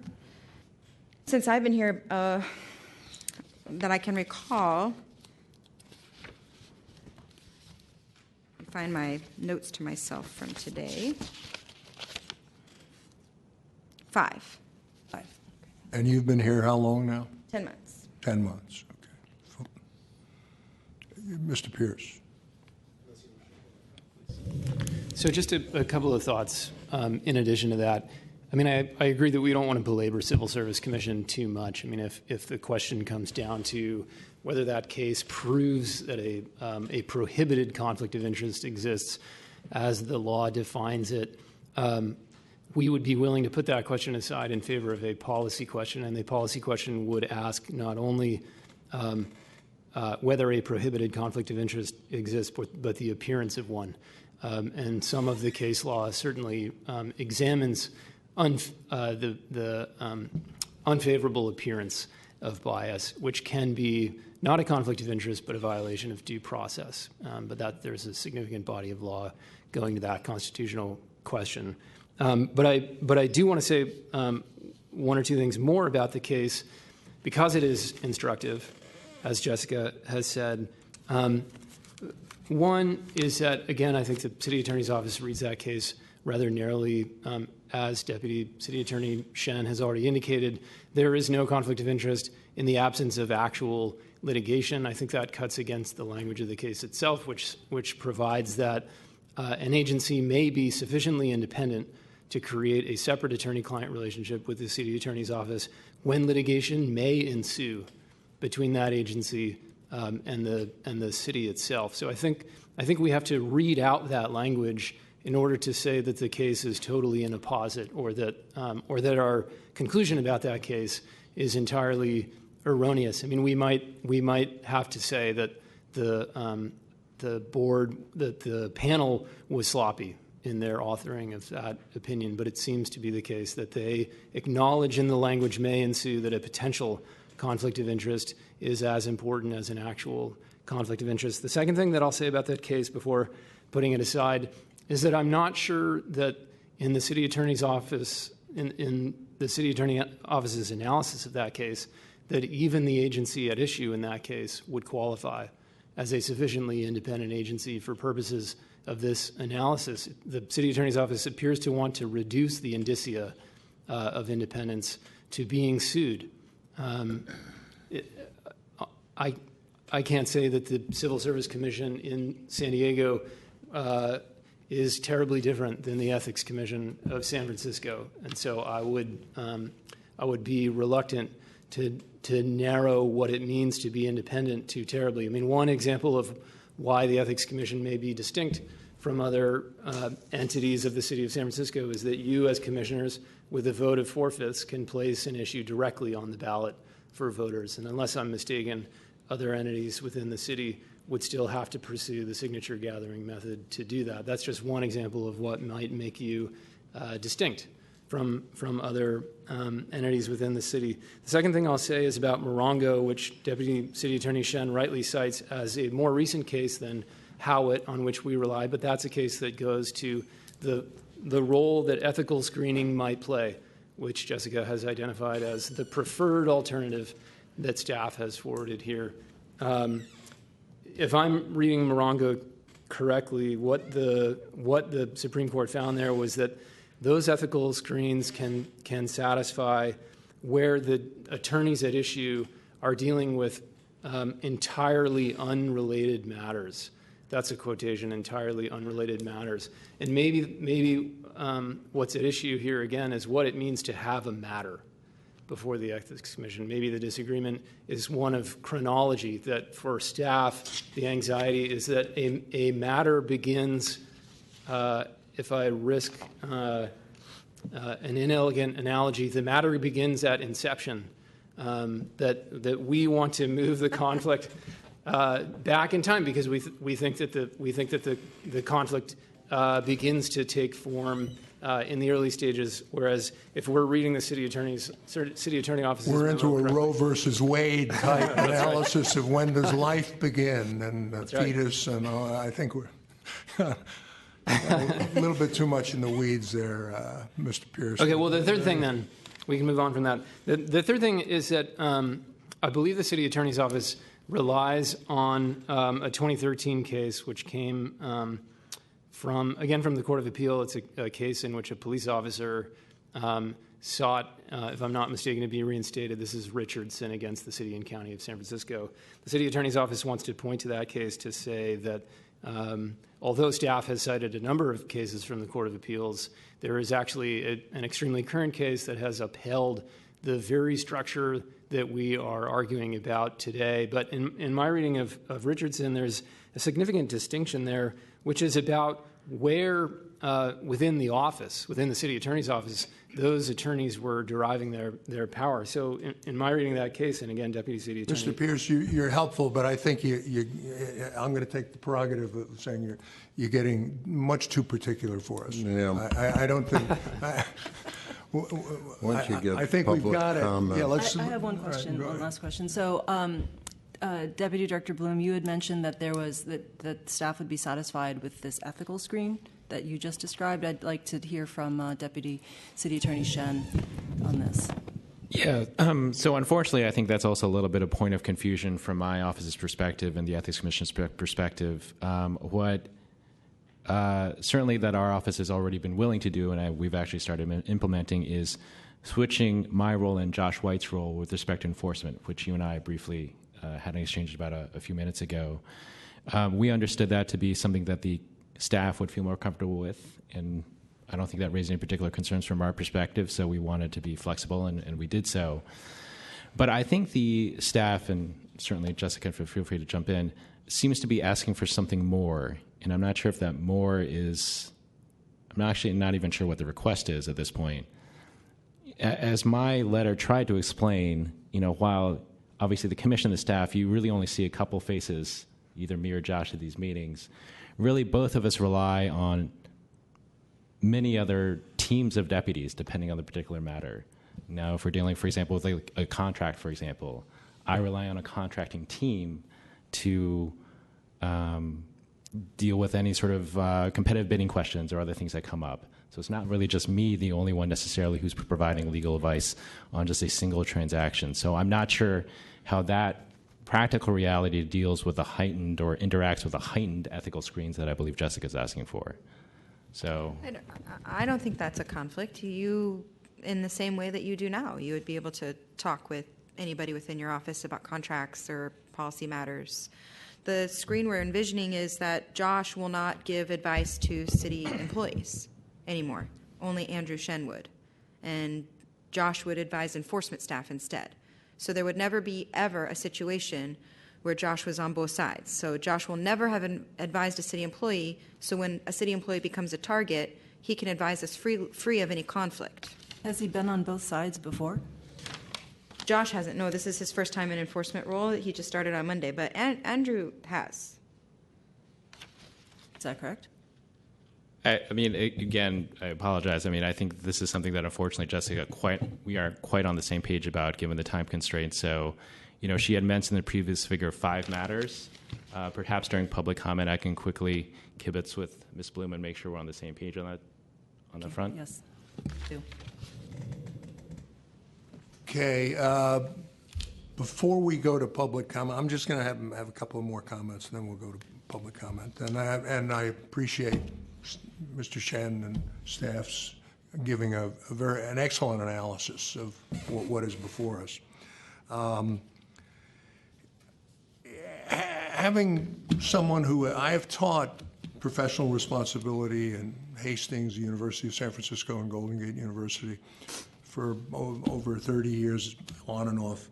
And I'm very familiar with the California Bar Rule 3-310 having to do with conflicts of interest and when it arises and the various types of permutations of it. Commissioner Chu last week talked about the need for large law firms to grapple with it in terms of the idea of former clients and who was associated with former clients and the mechanisms that have to be set up for that. Different from criminal cases in terms of the due process involved. But there is not a one-size-fits-all to the whole idea of a conflict of interest. There's not a whole one. And the city attorney here, from its perspective, is that it has a client. Its client is the city. You, ethics department, you're part of the city. End of discussion. No. And that's why I find in the Civil Service Commission case and the staff's analysis of it, combining together with the professional rule of conduct 3-310 is well outlined in one paragraph in their presentation at page 8 under where it says analysis, defining the problem, paragraph A, where it says The unique mandate of the Ethics Commission gives it an attorney-client relationship with the city attorney's office separate from the single client of the city, creating the potential for conflicts of interest in the city attorney's fulfillment of its various obligations. I think that's the bottom line. That's something that you have not denied. And that goes to the heart of Rule of Professional Conduct 3-310, whether there's an actual conflict of interest or potential conflict of interest, there has to be some sort of mechanism, at least for the client, us in this case, to say, no, we want separate representation. Because that's the way it comes up in the large law firms that Commissioner Chu was talking about, and that's what 310 is talking about. The simple way to address this, in my opinion, is what Commissioner Rennie suggested last week, and that is that we have a separate attorney, like the San Diego matter, like San Diego does. That's clear, that's concise, that's in the three things that are presented by the staff. I think that's the best way, and my hope would be that we come out with that recommendation tonight.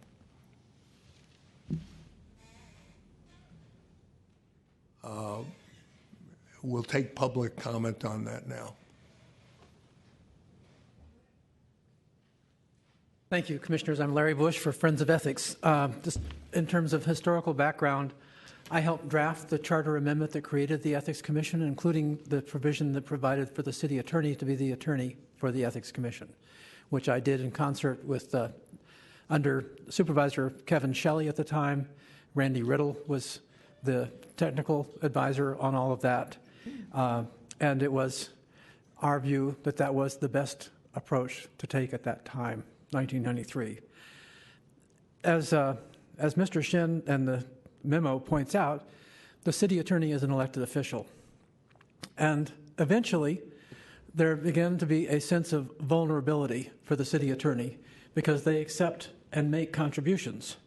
And so the charter was changed so that the city attorney could not endorse or make contributions to other campaigns or other candidates and ballot measures.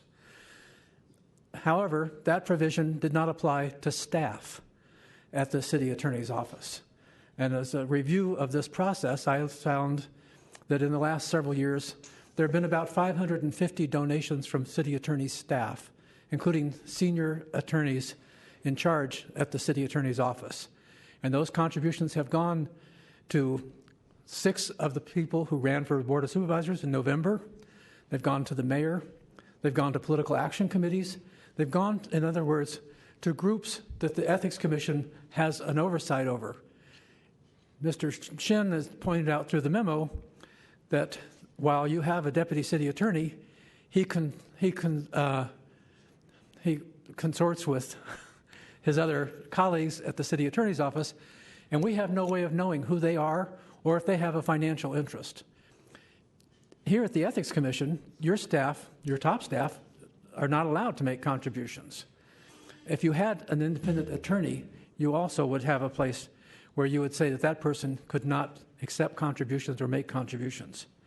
In that same vein, because the city attorney is an elected official and does have a campaign committee, the city attorney is subject to the review of the Ethics Commission and enforcement actions. And the city attorney, who is a friend of mine and who I am one of the people who gives money to him, accepts money from a variety of sources, including lobbyists, including developers, including people who have pending matters before the city attorney's office, where he is getting involved in enforcing them. I also would like to point out that while it's been stated that the city attorney operates with one voice, in fact, that's not true. The city attorney can split itself up and be on both sides of a lawsuit, as they were with Tammy Haygood at the Elections Commission, as they have been with the airport and complaints about HRC complaints over there. And so they do not involve themselves with one voice. And finally, they do not provide the kind of risk management that you might be looking for where there is advice that results in a risk to the city, but no one is obligated to take the advice of the city attorney, and you are left with the risk. Thank you. Thank you, Mr. Bush. I'd like to just say in sort of the spirit of Mr. Bush that I was appointed to this commission by the city attorney, by City Attorney Herrera, for whom I have great respect and been a longtime friend. And I have the same compliments that Mr. Bush has paid him.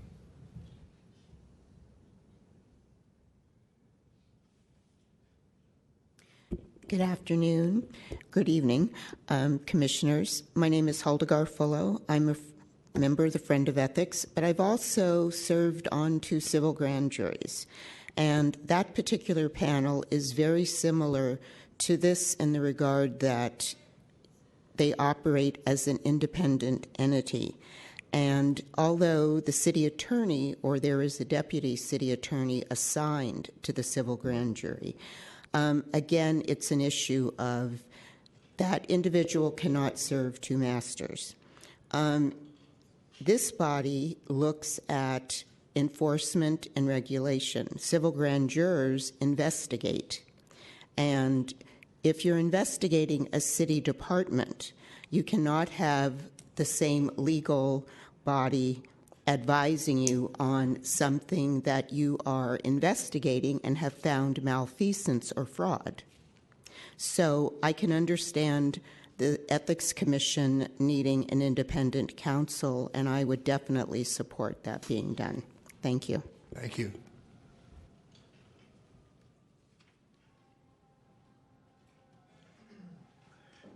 Yes, Ace Washington again. Forgive my little do-rag. I'm getting a little headache. I've been at it all day today.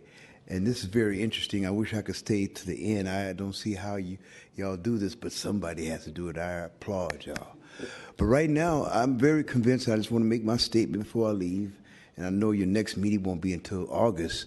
But I'm going to ask for I was down at the city attorney's office today speaking on conflict of interest. Isn't that amazing? And it's been 2 weeks. I've been going back to him, but now I see why he hasn't been getting in contact with me, because he serves 2 same masters. All the people I'm talking about conflict of interest are city and county commissioners and department heads. So if that's the case, I've been bumping my head up here. That's where I got the surgery. I've been bumping my head for years. I'm really tired. On a serious tip, y'all, I'm tired. I really am. I'm a father. I'm a grandfather. And yes, believe it or not, I'm a great-grandfather. So I'm a young senior, but I am a senior. And I have my loved ones say, Daddy, Papa, leave that community stuff alone. It's not getting you nowhere. It's not doing, it's making you sick. But something inside of me said, Ace, keep on. And when I see Kopp coming back, I'm definitely coming back. He's like my senior, and he's coming back. Why should I stop? So anyway, enough of that. But what I'm here for is commend this commission here. And I'm going to be asking y'all to come to the community. I'm going to have a town hall meeting in the Western Addition, where we have so much conflict of interest with CBOs, community centers, and even commissioners. We got people that served in my community for years. You turn around, and next year they're commissioners now. They're department heads. But yet they still have that stigma of corruptness. And I hate to say it, most of them look like me, African Americans, black Negroes, however you want to call it. But yes, there in City Hall, I call it City Hall, there's corruption from the mayor's office all the way down sometimes to the janitors. But what I want to say this, and I'll close in, I'll be coming back and asking for this commission to investigate some department heads right now that are involved with my community, OECII, OEWD, the Human Rights Commission, and all these new names have changed. The department heads, they're all young now. Kopp, all the ones that was back in our days, they're gone and retired. So we got these young millenniums that don't know S from S. And I ain't going to say what that means, but here we are, and I appreciate y'all discussing these long things about these legal beagle things. Because one thing for sure, if I go to the city attorney, I'm bumping my head because he serves both, and the city and county, and the mayor. But something has to be done, and hopefully I'll come back and we could get it together. My name is Ace, and I'm on the case. Thank you. Leanne, this is for you and Speech. Huh? Yeah, he did. Commissioners, I'm Charlie Marsteller for the record again with FOE. Back in, I do want to say, I think there is an ultimate authority, and that is the people. And I think the appearance of conflict has weight when it comes to the people. I know you may have legal definitions greater measure than that. Actual and potential, but I do think the appearance is a problem. I did want to say that back in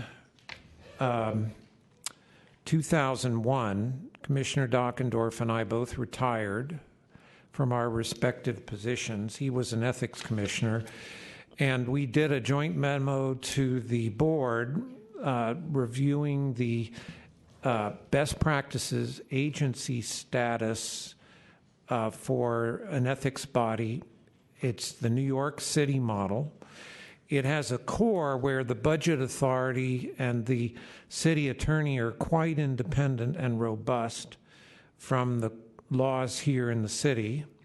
And I would just hand this out for you to read later. We did a summary memo. A month later, all heck broke loose at elections. As you know, we had ballot boxes tops floating in the bay, and as a result, there was a great deal of interest in establishing independent agency status for ethics and elections in the 2001 election. Unfortunately, other agendas came to the fore, which I will not get into. They were unfortunate to a great degree. But I will refer you to the very last page of the memo, which clearly states that both ethics and elections are city departments under the mayor. And that's certainly the way the mechanisms work relative to the New York City model, which is quite independent. I hope you find the city organization chart on the last page of the memo. Okay. I'm done. Thank you. Thank you.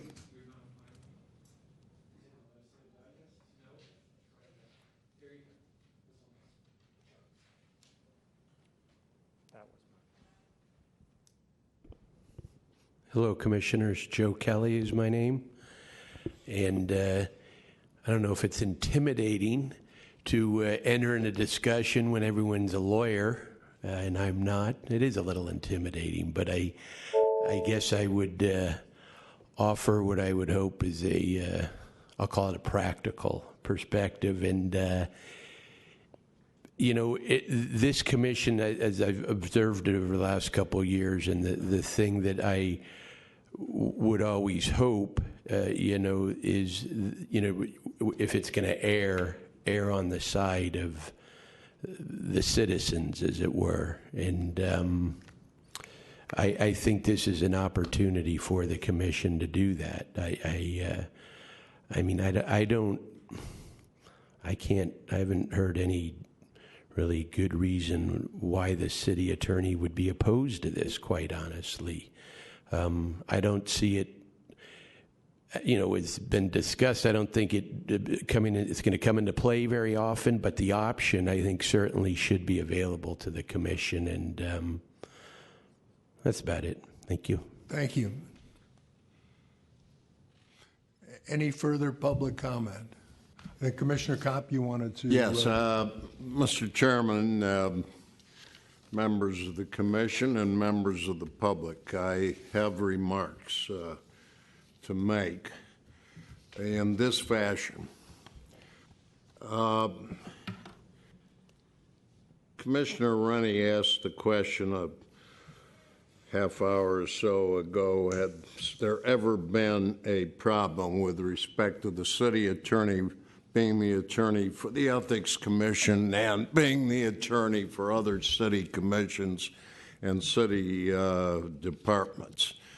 There's testimony in the record from Ms. Blom with respect to her 10 months of service.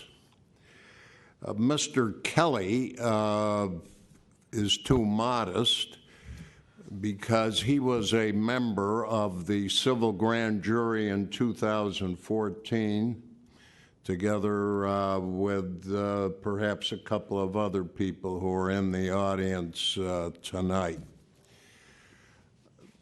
I wasn't paying attention to the Ethics Commission particularly, but I paid attention to that report, which commented on the sad performance of the Ethics Commissioner. Under a former executive director whose inattention, if not outright animosity to the responsibilities of the commission, eventually led to the sorry result in the Farrell case shortly after I was appointed to this commission last fall. It was commonly known among those who follow city government that this commission was ineffectual. It is, I think, commonly considered today that this commission is and demonstrates effectiveness and will continue and increase that effectiveness now that the investigators have been added, now that the commission has adopted a rule with a limit of 90 days upon potential acts by the district attorney or the city attorney. There's been discussion of a legal nature about what type of conflict of interest might this be, structural or otherwise. I'll follow the Harvard Law Review in that respect, because this commission is a distinct entity. And you can put me down as a skeptic about the efficacy of so-called walls with respect to a law office composed of attorneys. The city attorney's brief, I'll call it, refers to the fact, as someone else did in testimony, that the city attorney is elected, giving the city attorney the ability to provide objective, independent, and unbiased advice to all of the officials, boards, and departments of the city. What gives the city attorney the ability to do that is that he is a member of the State Bar of California. He has taken an oath as a member of the State Bar of Office. The fact that the city attorney in San Francisco is elected is not a factor to enhance the ability of this city attorney to provide objective, independent, and unbiased advice. As Mr. Bush points out, it could be the opposite. There's, to my memory, only one other elected, no, there are two others in the state, San Diego and Los Angeles. Now, is there a conflict? Unfortunately, from a personal standpoint, I saw it. Everybody saw it who was watching this meeting in April and seeing another meeting of another commission 3 days later.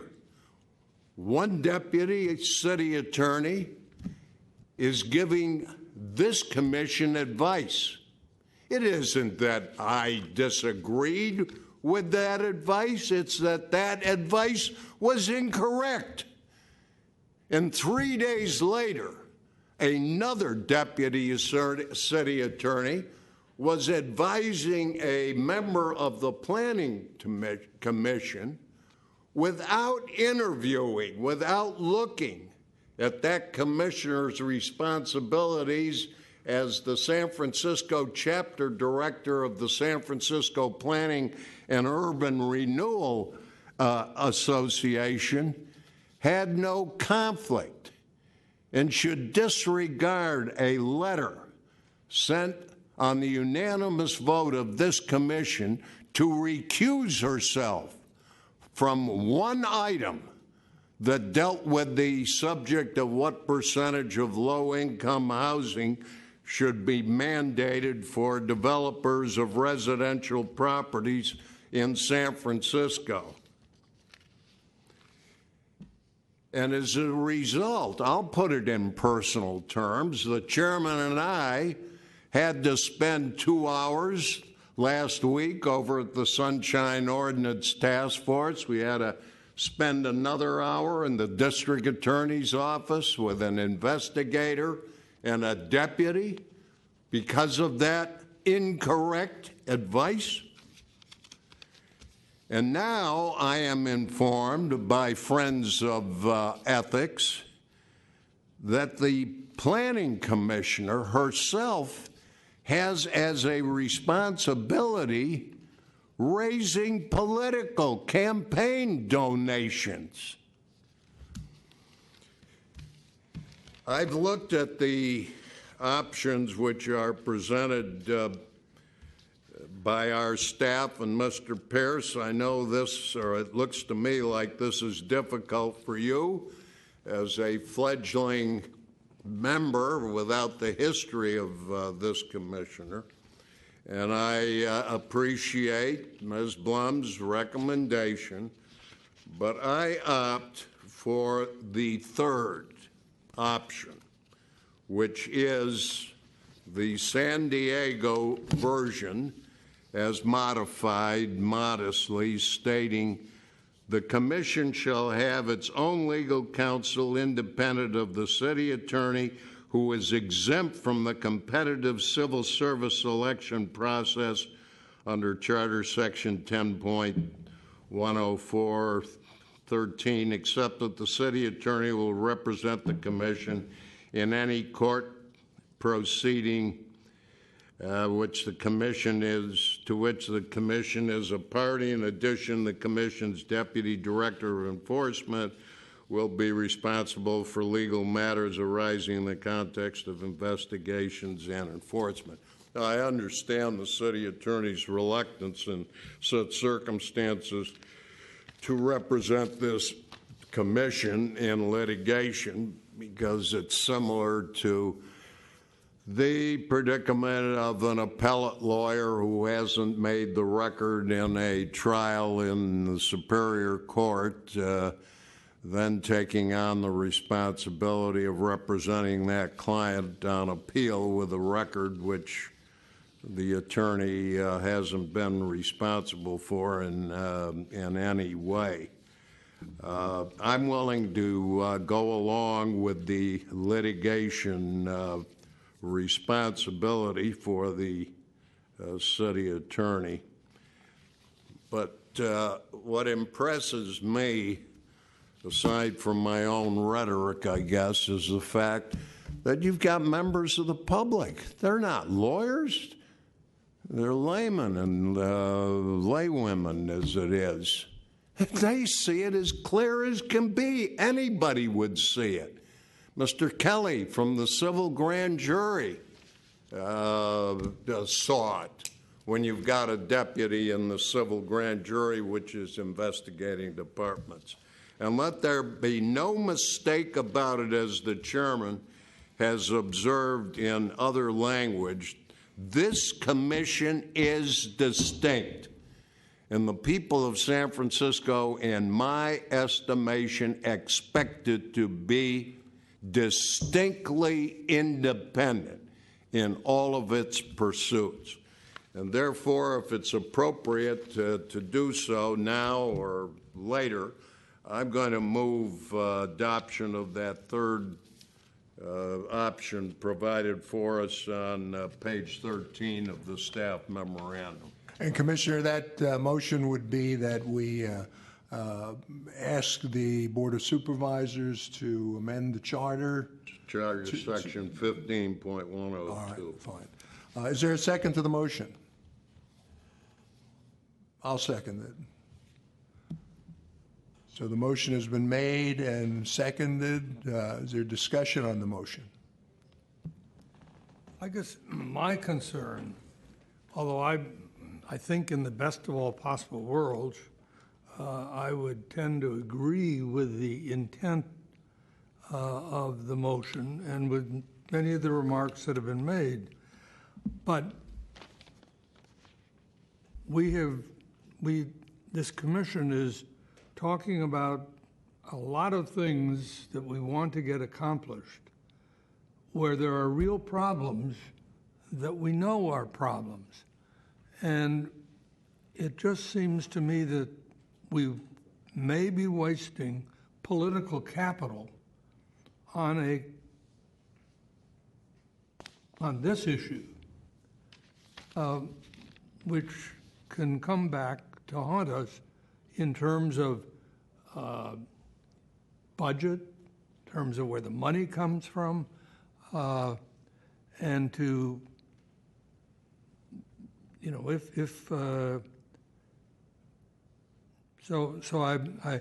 I'm reluctant to support the motion because I have concerns about that we're sort of spending time on an issue that is not really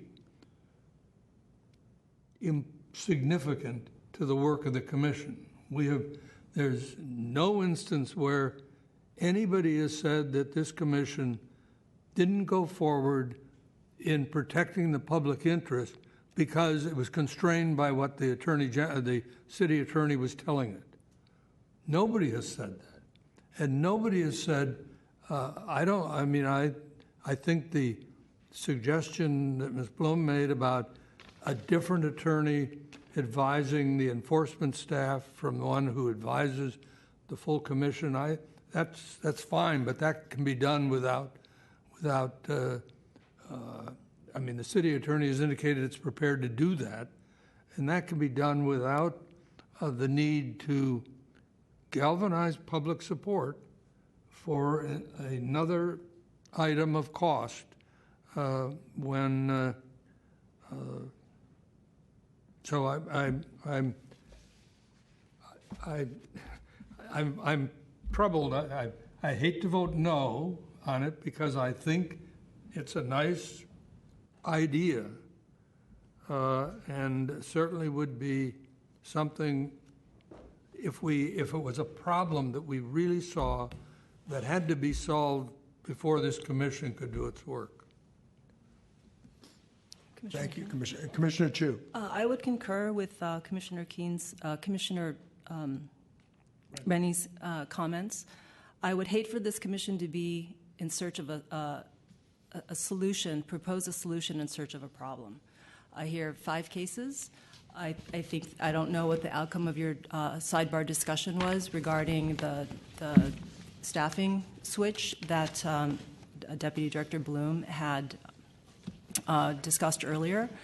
And I also agree that we have a lot of work ahead of us in terms of revising Prop J, along incorporating Supervisor Farrell and Supervisor Peskin's changes into that legislation that will be going forward. And I think that can have a huge impact in terms of more clear and accountable government that the people of San Francisco really need.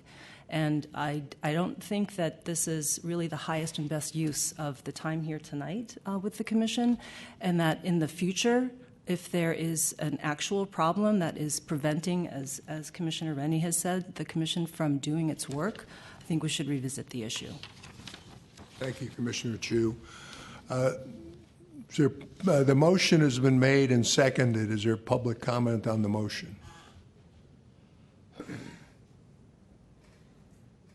Commissioners, Larry Bush, I would call to mind, someone may have more of the specifics than I do, but this commission was sued over the failure to produce documents under the Sunshine Ordinance. And the executive director at that time declined to release the documents. The city attorney said, you don't have to release them. It went to court, on and on. It ended up that, of course, the Ethics Commission lost the case and had to pay $25,000 to the plaintiff because there was not a good basis for denying it. So we had poor advice given to the commission in a case where the commission was sued. I think that one of the things that you don't want is for the public to begin looking at the campaign contributions that go from members of the city attorney's staff to people who the city attorney's office is investigating. That would be indeed a problem. Thank you. I might suggest that you may want to look hard at the memo discussing the best practices model and investigate that model. Because in New York, they had similar problems with these same issues.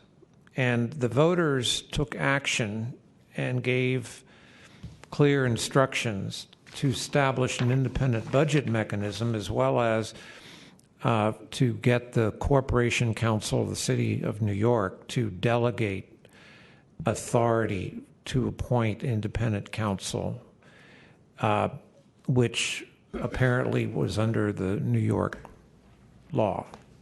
I don't know if we have the same option in California or under our charter.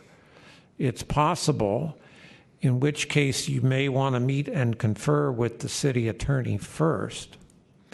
But I'm not sure that the issue is ripe to the extent that there are other questions you might want to look at before you proceed to a vote. I don't mean to postpone the enthusiasm that certainly I share with Commissioner Kopp for independent agency status for this very important commission. And I do think he is very right that the public has a certain expectation of this body that has not been met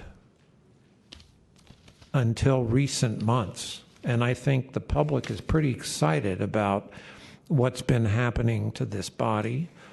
And I think the promise for the future is even greater. So I do want to thank you for today's discussion. I think it, now that it's recorded on television, it will get a lot of viewership, I think, because people will find it very interesting that we had yet another healthy discussion, the last one being investigations and our procedures for investigations. And I think this is another epic event in the history of this commission. It really shows that we're growing. And I want to thank the executive director for developing such a robust staff. I'm very impressed. Thank you, Mr. Marsteller. All right, then the motion's been made and seconded. We'll take a roll call on vote on the motion, and the chair will start by voting aye. And Vice Chair Chu. Nay. No. Commissioner Rennie. No. Commissioner Kopp. Aye.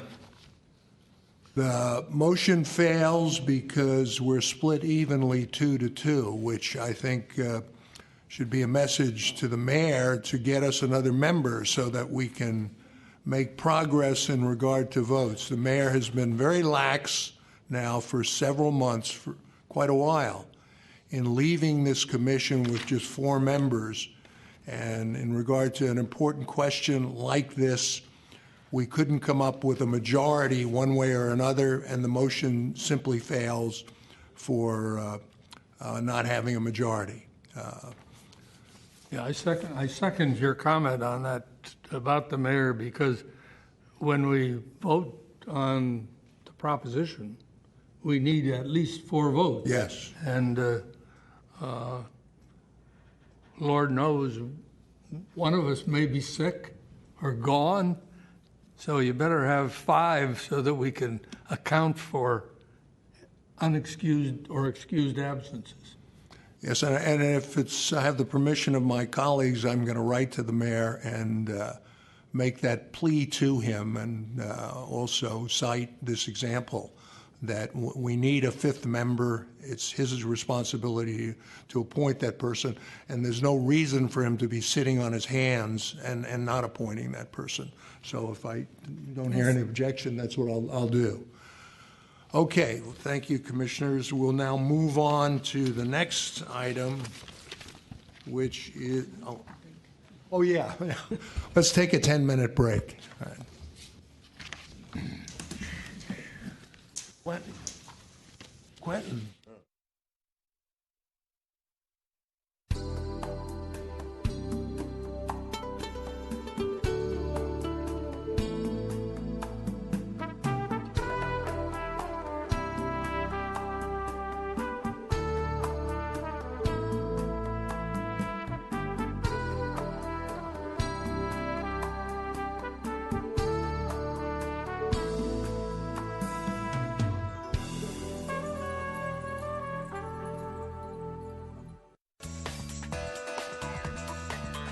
SF Gov TV, San Francisco Government Television.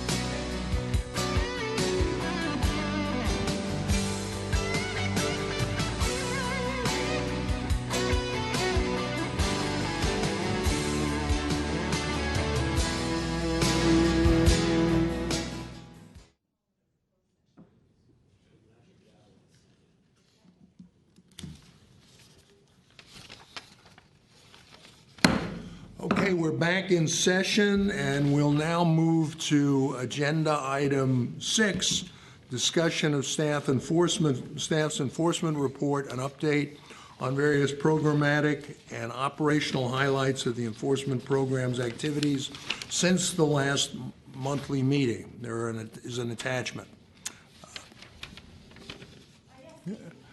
Ms. Bloom. Thank you, Chair.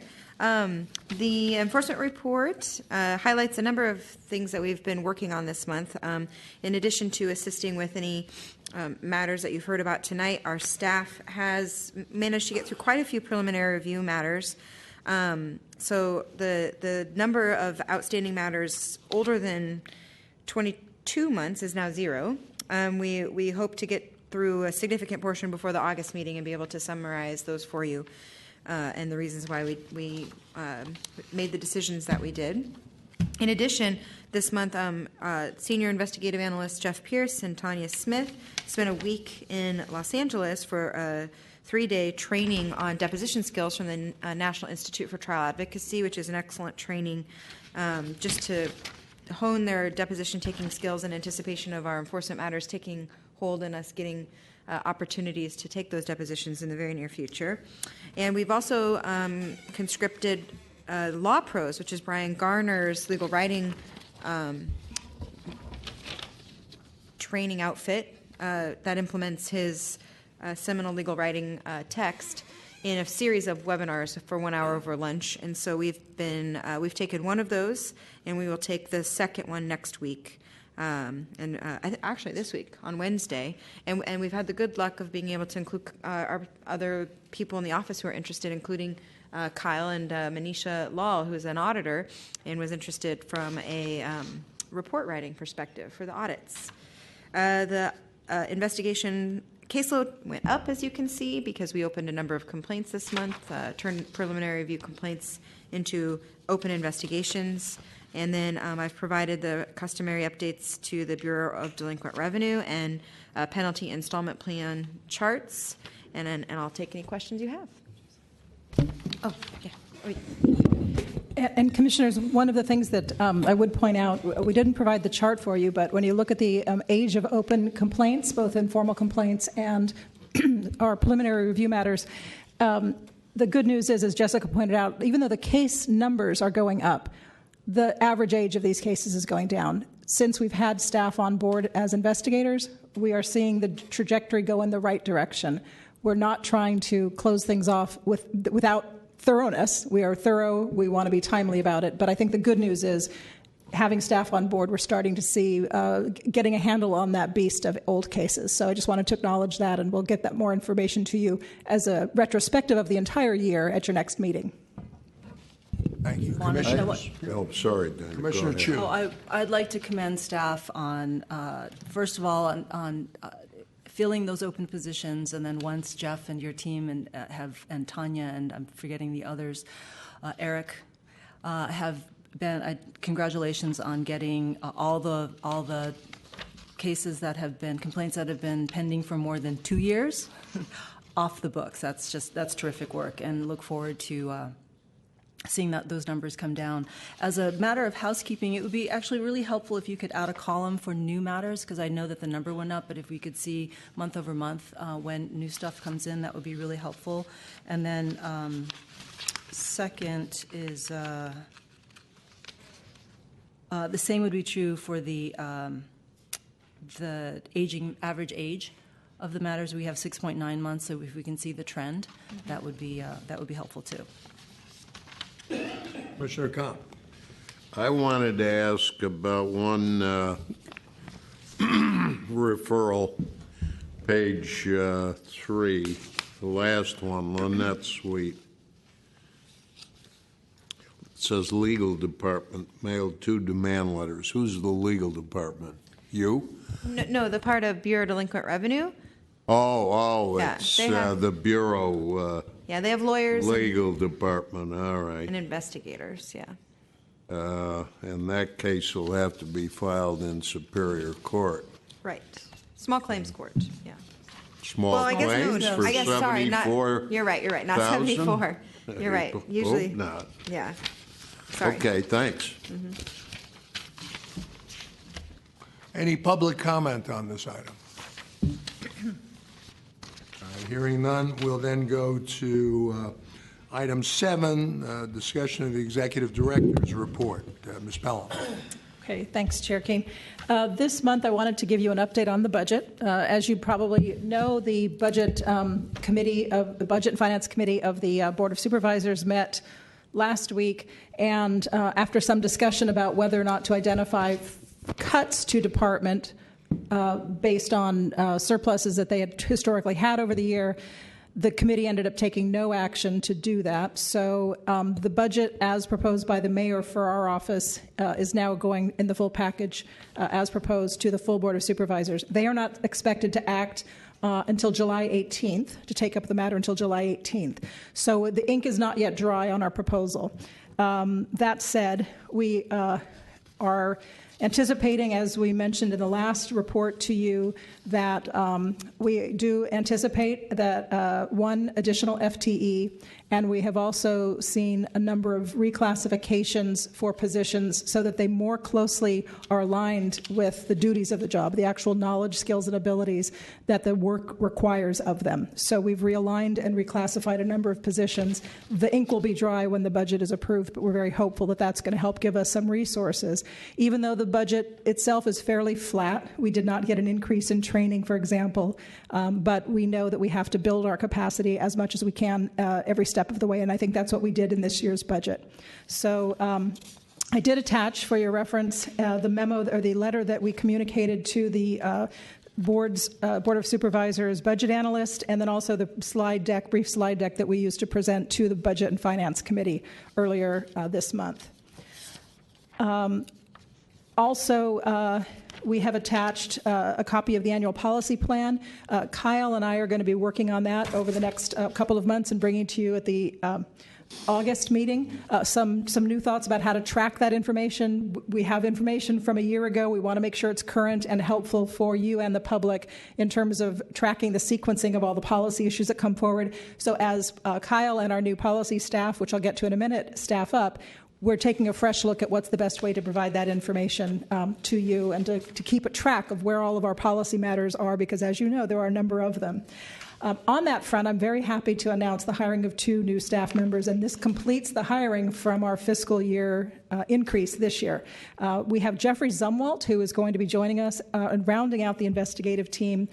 He comes to us from Virginia Tech, where he has been both an investigator and a detective. He was also a police officer with Washington, D.C.'s Metro team.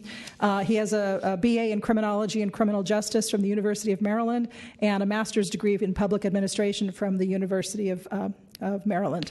I believe actually that might be Virginia Tech, but he does have an MPA and so has experience in the theory and the practice of criminology and public administration. And then separately, Pat Ford is going to be joining our staff also. Rounding out Kyle's policy team. Pat's an attorney. He's experienced as a corporate associate with a law firm down in Palo Alto.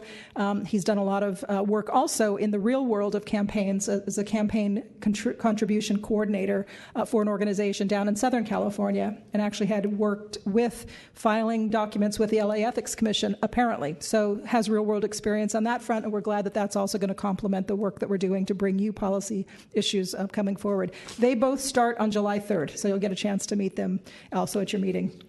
I wanted to mention again, we congratulated Jessica Bloom on her swearing in to the California Bar, and we are continuing to work with our Department of Human Resources senior personnel analyst for the next 6 months. We are focused very diligently on filling the next number of positions that you see on page 3 due to some staff attrition, new positions that we're reallocating as part of this budget. We expect we're going to have a number of positions to fill, and our goal is to have seats filled by December 30th of this year.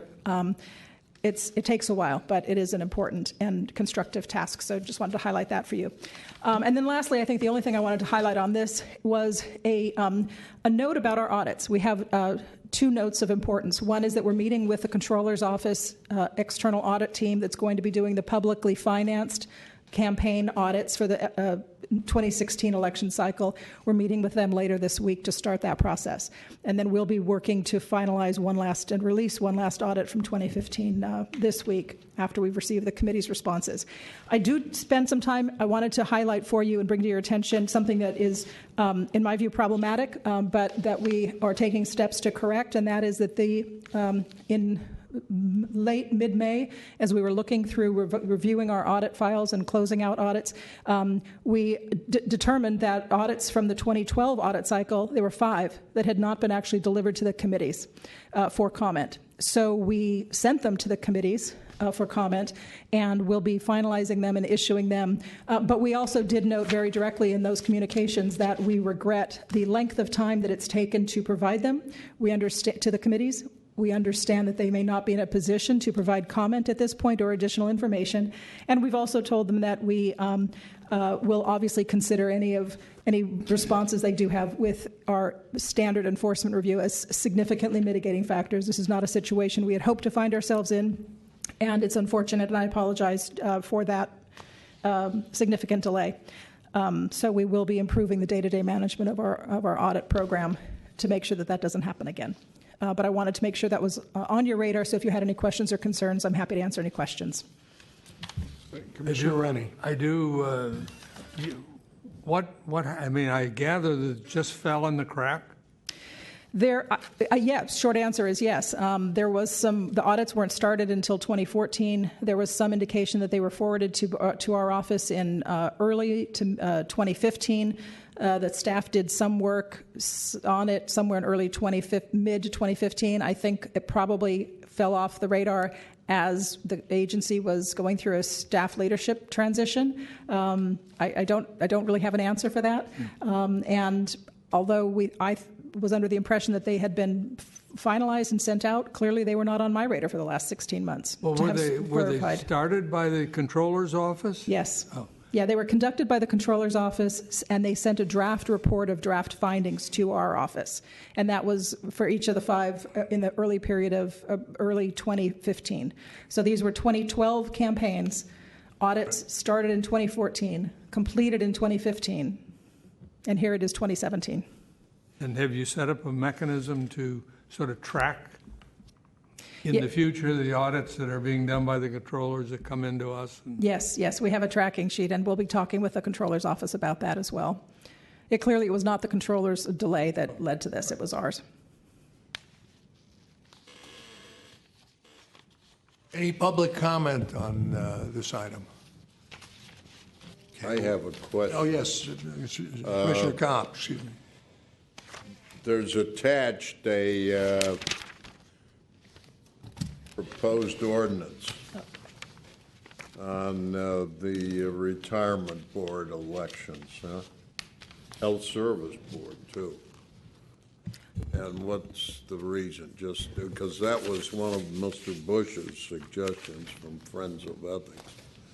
If I understood your question, Judge Kopp, this is an informational item that Supervisor Cohen introduced recently that would expand disclosure filings by candidates to the Retirement Board, Health Service Board, and Retiree Health Care Trust Fund Board elections so that they file disclosure statements with our office. Through this as satisfying Friends of Ethics recommendation? I'm not sure if I'm aware of what their recommendation Maybe is. We'll get some public comment. We have Mr. Bush in front of us now. We might as well. Pull the mic down. The mic. No, just one moment. There you go.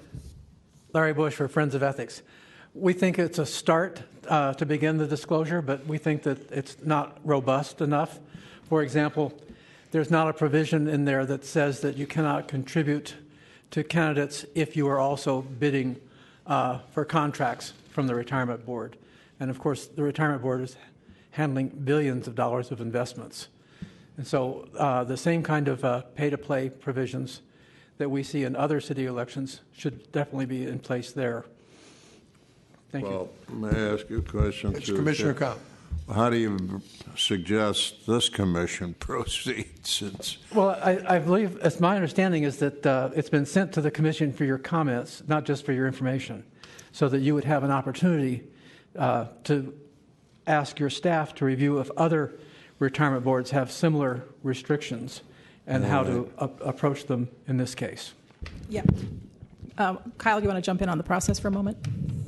Yeah, so we have been asked to comment. Now, we actually weren't originally asked to comment, but we corrected the clerk's office and were asked to be added to that, so we will be submitting comment on that matter. Would you show those to the commission first or not? Bring them in the August meeting. Hmm? I think we, depending on the timing. Well, we're not meeting till August, and of course the Board of Supervisors is gone in August.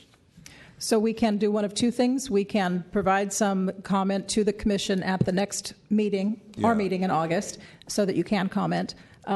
Alternatively, we can provide some initial comments through the chair and get any feedback and response in anticipation of the August meeting. I think that's up to you and the chair. Yeah, I think we need to get those in within the next 30 days, so it would behoove us to get That's them. fine. I'd like to take a look at them. Does the request include the health services system as well as the retirement board? Well, and there the contracts are even weightier. And as you know, various of those health service contractors make significant contributions to the San Francisco elections. So that's important to consider. Mm-hmm. So they'll be provided to the chair, and I'll share them with Commissioner Kopp. Okay. Okay, so next is Agenda Item 8, discussion and possible action on Commissioner Kopp's suggestion at the last meeting that the Commission develop a policy either by law or regulation that no San Francisco commissioner can vote on matters before them unless they have filed their Form 700 Statement of Economic Interest Disclosure. We have an attachment which was provided to this agenda item as well. Commissioner Kopp, do you want to? Well, thank you, Mr. Chair. I think the potential rule speaks for itself. And I've seen a couple of comments to the effect that a financial penalty is de minimis, and that this is a logical enforcing mechanism. Commissioner Chu.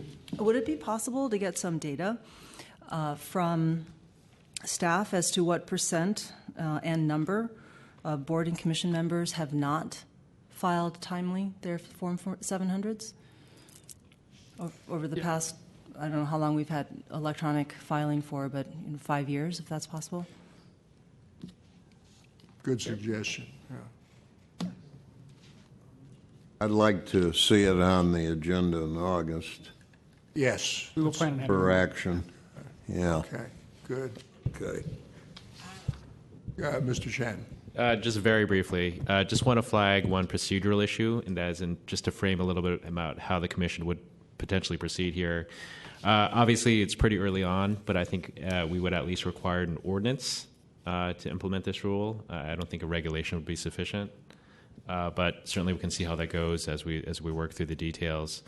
And secondly, just one thing for the commission and the staff to consider is whether you want the prohibition to also apply to, I guess, more routine or administrative matters like approval of minutes and such, or whether really just to focus on the more substantive matters that may be presented before Board or Commission. But just food for thought. To keep in mind for our August discussion. Mm-hmm. Any public comment on this? Mr. Bush. Larry Bush for Friends of Ethics. There are 3 required reports that are due from city commissioners. One is the Form 700, which is a statement of disclosure of economic interest. One is a confirmed a confirmation that you have taken the sunshine training, and the third is one on overall training.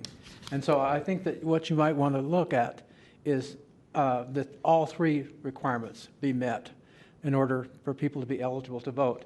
The fact that people don't make a disclosure of their economic interest, yet they continue to vote on matters that are before their commission is obviously troubling.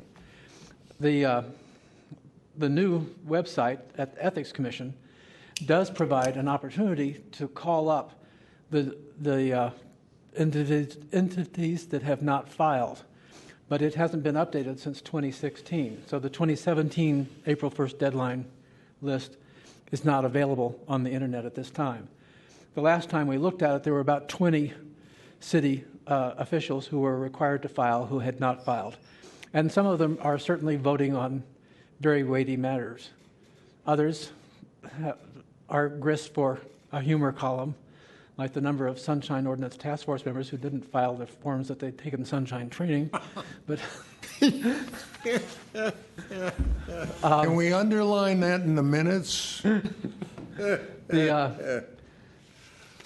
One point that I'd like to bring to your attention has to do with whether or not these forms should be very clear about people accepting positions on boards, because you're supposed to put that on a Form 700, whether you're sitting on a board and getting paid for it or not, if you hold a position.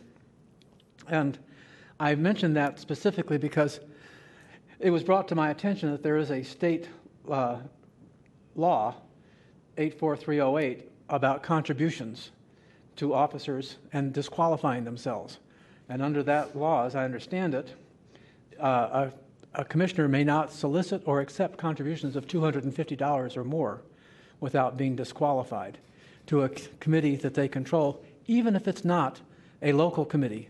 So if you were, for example, running for the Democratic County Central Committee and you accepted a $3,000 contribution from somebody who had business before you, that would be a violation of the state law. That's a FPPC rule. I talked to the FPPC about that.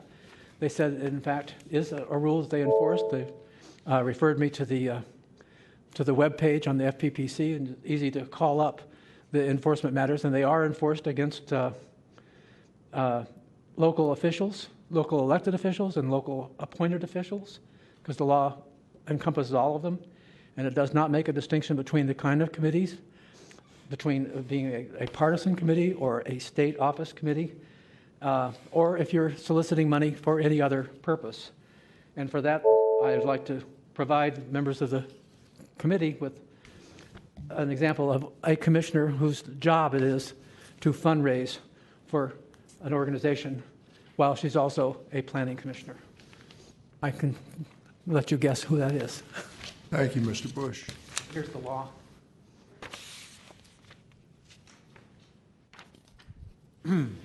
As Mr. Bush was saying, there is an ethics briefing that a commissioner has to go through, or an elected official has to go through, a major appointed official, and they have to basically complete that before they can hopefully start voting.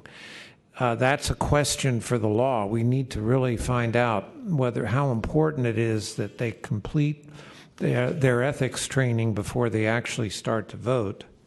I don't know what the requirements are. And it's part and parcel. Same way with Sunshine Task Force, and they have to, as I understand it, take an exam for the Sunshine Ordinance. It's a simple test. Some people don't pass. So the question is, are they no longer entitled to vote for non-passage of that exam, and whether there's follow-up if they don't pass? So this is a broader question that I think we need to look at, because there's 3 different classes of things that have to be met, and all 3 really do raise questions as to whether somebody should be holding office and voting prior to the successful completion of all of these tasks. The other thing is, I don't believe there is an ethics test. There is. So they like the sunshine. They take a test, and if they fail, there's a consequence to their action. Okay, just wanted to make sure. Mr. Morristello, if you ever get a copy of that exam, I'd love to see the questions. I'm sure they're pretty basic. It's really not worth your time. Very much worth your time. It's an ethics test. Good evening again, Chair Keene and Commissioners. I'm Hulda Garfolo, friend of ethics. During the various discussions revising Proposition J, it's been established that J seeks to eliminate corruption in our city's politics, especially around the concerns of conflict of interest and disclosure. I just wanted to also say Director Pelham and your staff have done an exemplary job revising Proposition J, or drafting that proposition. However, I'd like to bring to everyone's attention a situation that offers an opportunity to consider whether any of the important aspects regarding disclosure and conflict of interest might have been overlooked. The case in point, Planning Commissioner Christine Johnson, who filed 30 days past the required deadline, and in her disclosure was very, very vague, especially regarding information around her salary. She didn't identify who pays that salary, only that it was provided through a grant, with no mention of who funds that grant. She also reports her income in the range of $10,000 to $100,000 in 2016, and her tech company investments earned a range of $30,000 to $300,000. What I found very disturbing is an email from the mayor's office, Mayor Lee's office, stating the mayor wants Commissioner Johnson to be able to vote on issues that are, and I quote, impactful to his administration. Commissioner Johnson maintains her seat on the Planning Commission, but is also a Spur board member. Are you certain that there's no conflict of interest here? And lastly,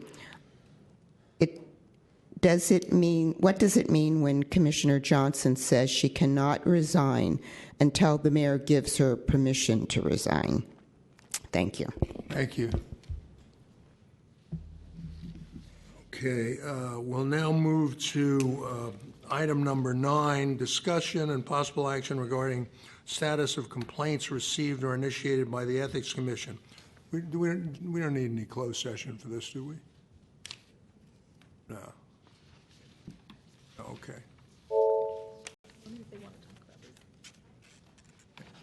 Any comments by the... Well, I've got some language questions, but I can't utter a word, right? Oh, yeah, sure. I can? Unless it specifically goes to... Well, what does the word satisfied mean? Yes, it depends on who you ask. I can answer that offline. Huh? Yeah, I can answer that offline after the meeting. Okay. Or we can go into closed session. Okay. Commissioner Kopp, do you want to go into closed session on that, or do you want to just... No, I don't want to hold it. There are about 6 of them. All right. Yeah, so you'll discuss that with... Yeah. Any further discussion on item 9? Take public comment on item 9. Hearing none. Oh, I'm sorry, Mr. Bush. I'm just a little slow. I'm sorry. I would like to know whether or not the commission has ever undertaken an investigation under this provision of the state law that I cited in my last comment, that says that you cannot accept contributions or solicit contributions of more than $250. Yeah. Because the record shows that it's happening a lot. It's a very frequent activity. I've talked to some elected officials who have done that and were unaware that the law existed. So it may be that that's something that should be incorporated into the guidance that's provided. But one way of guiding people is to lock them up, to quote Donald Trump. Well, through the chair, can you answer Mr. Bush's question now? We wouldn't know. Okay. Thank you. Okay. Mm-hmm. I also had a question about state disbarments. And if the state of California takes an action to disbar a firm or an individual in some way, is that universally applicable to state, city, county entities, for instance, in the city? We'd have to take a look at Chapter 28. Very good. Thanks much. Could become a lobbyist. Yeah. Okay. Item number 10, discussion and possible action on items for future meetings. We talked during the course of tonight's session about a couple of things that we're putting on for the August meeting. Any other discussion, commissioners, in regard to possible action on items for future meetings? Mm-mm. We'll take public comment on that? No. All right. Additional opportunity for public comment on matters appearing or not appearing on the agenda pursuant to Ethics Commission bylaws. Any additional public comment? Okay, then I'll entertain a motion to adjourn. So move. Second. All those in favor? Aye. Aye. We are adjourned. Thank you very much. Thank you. Thank you.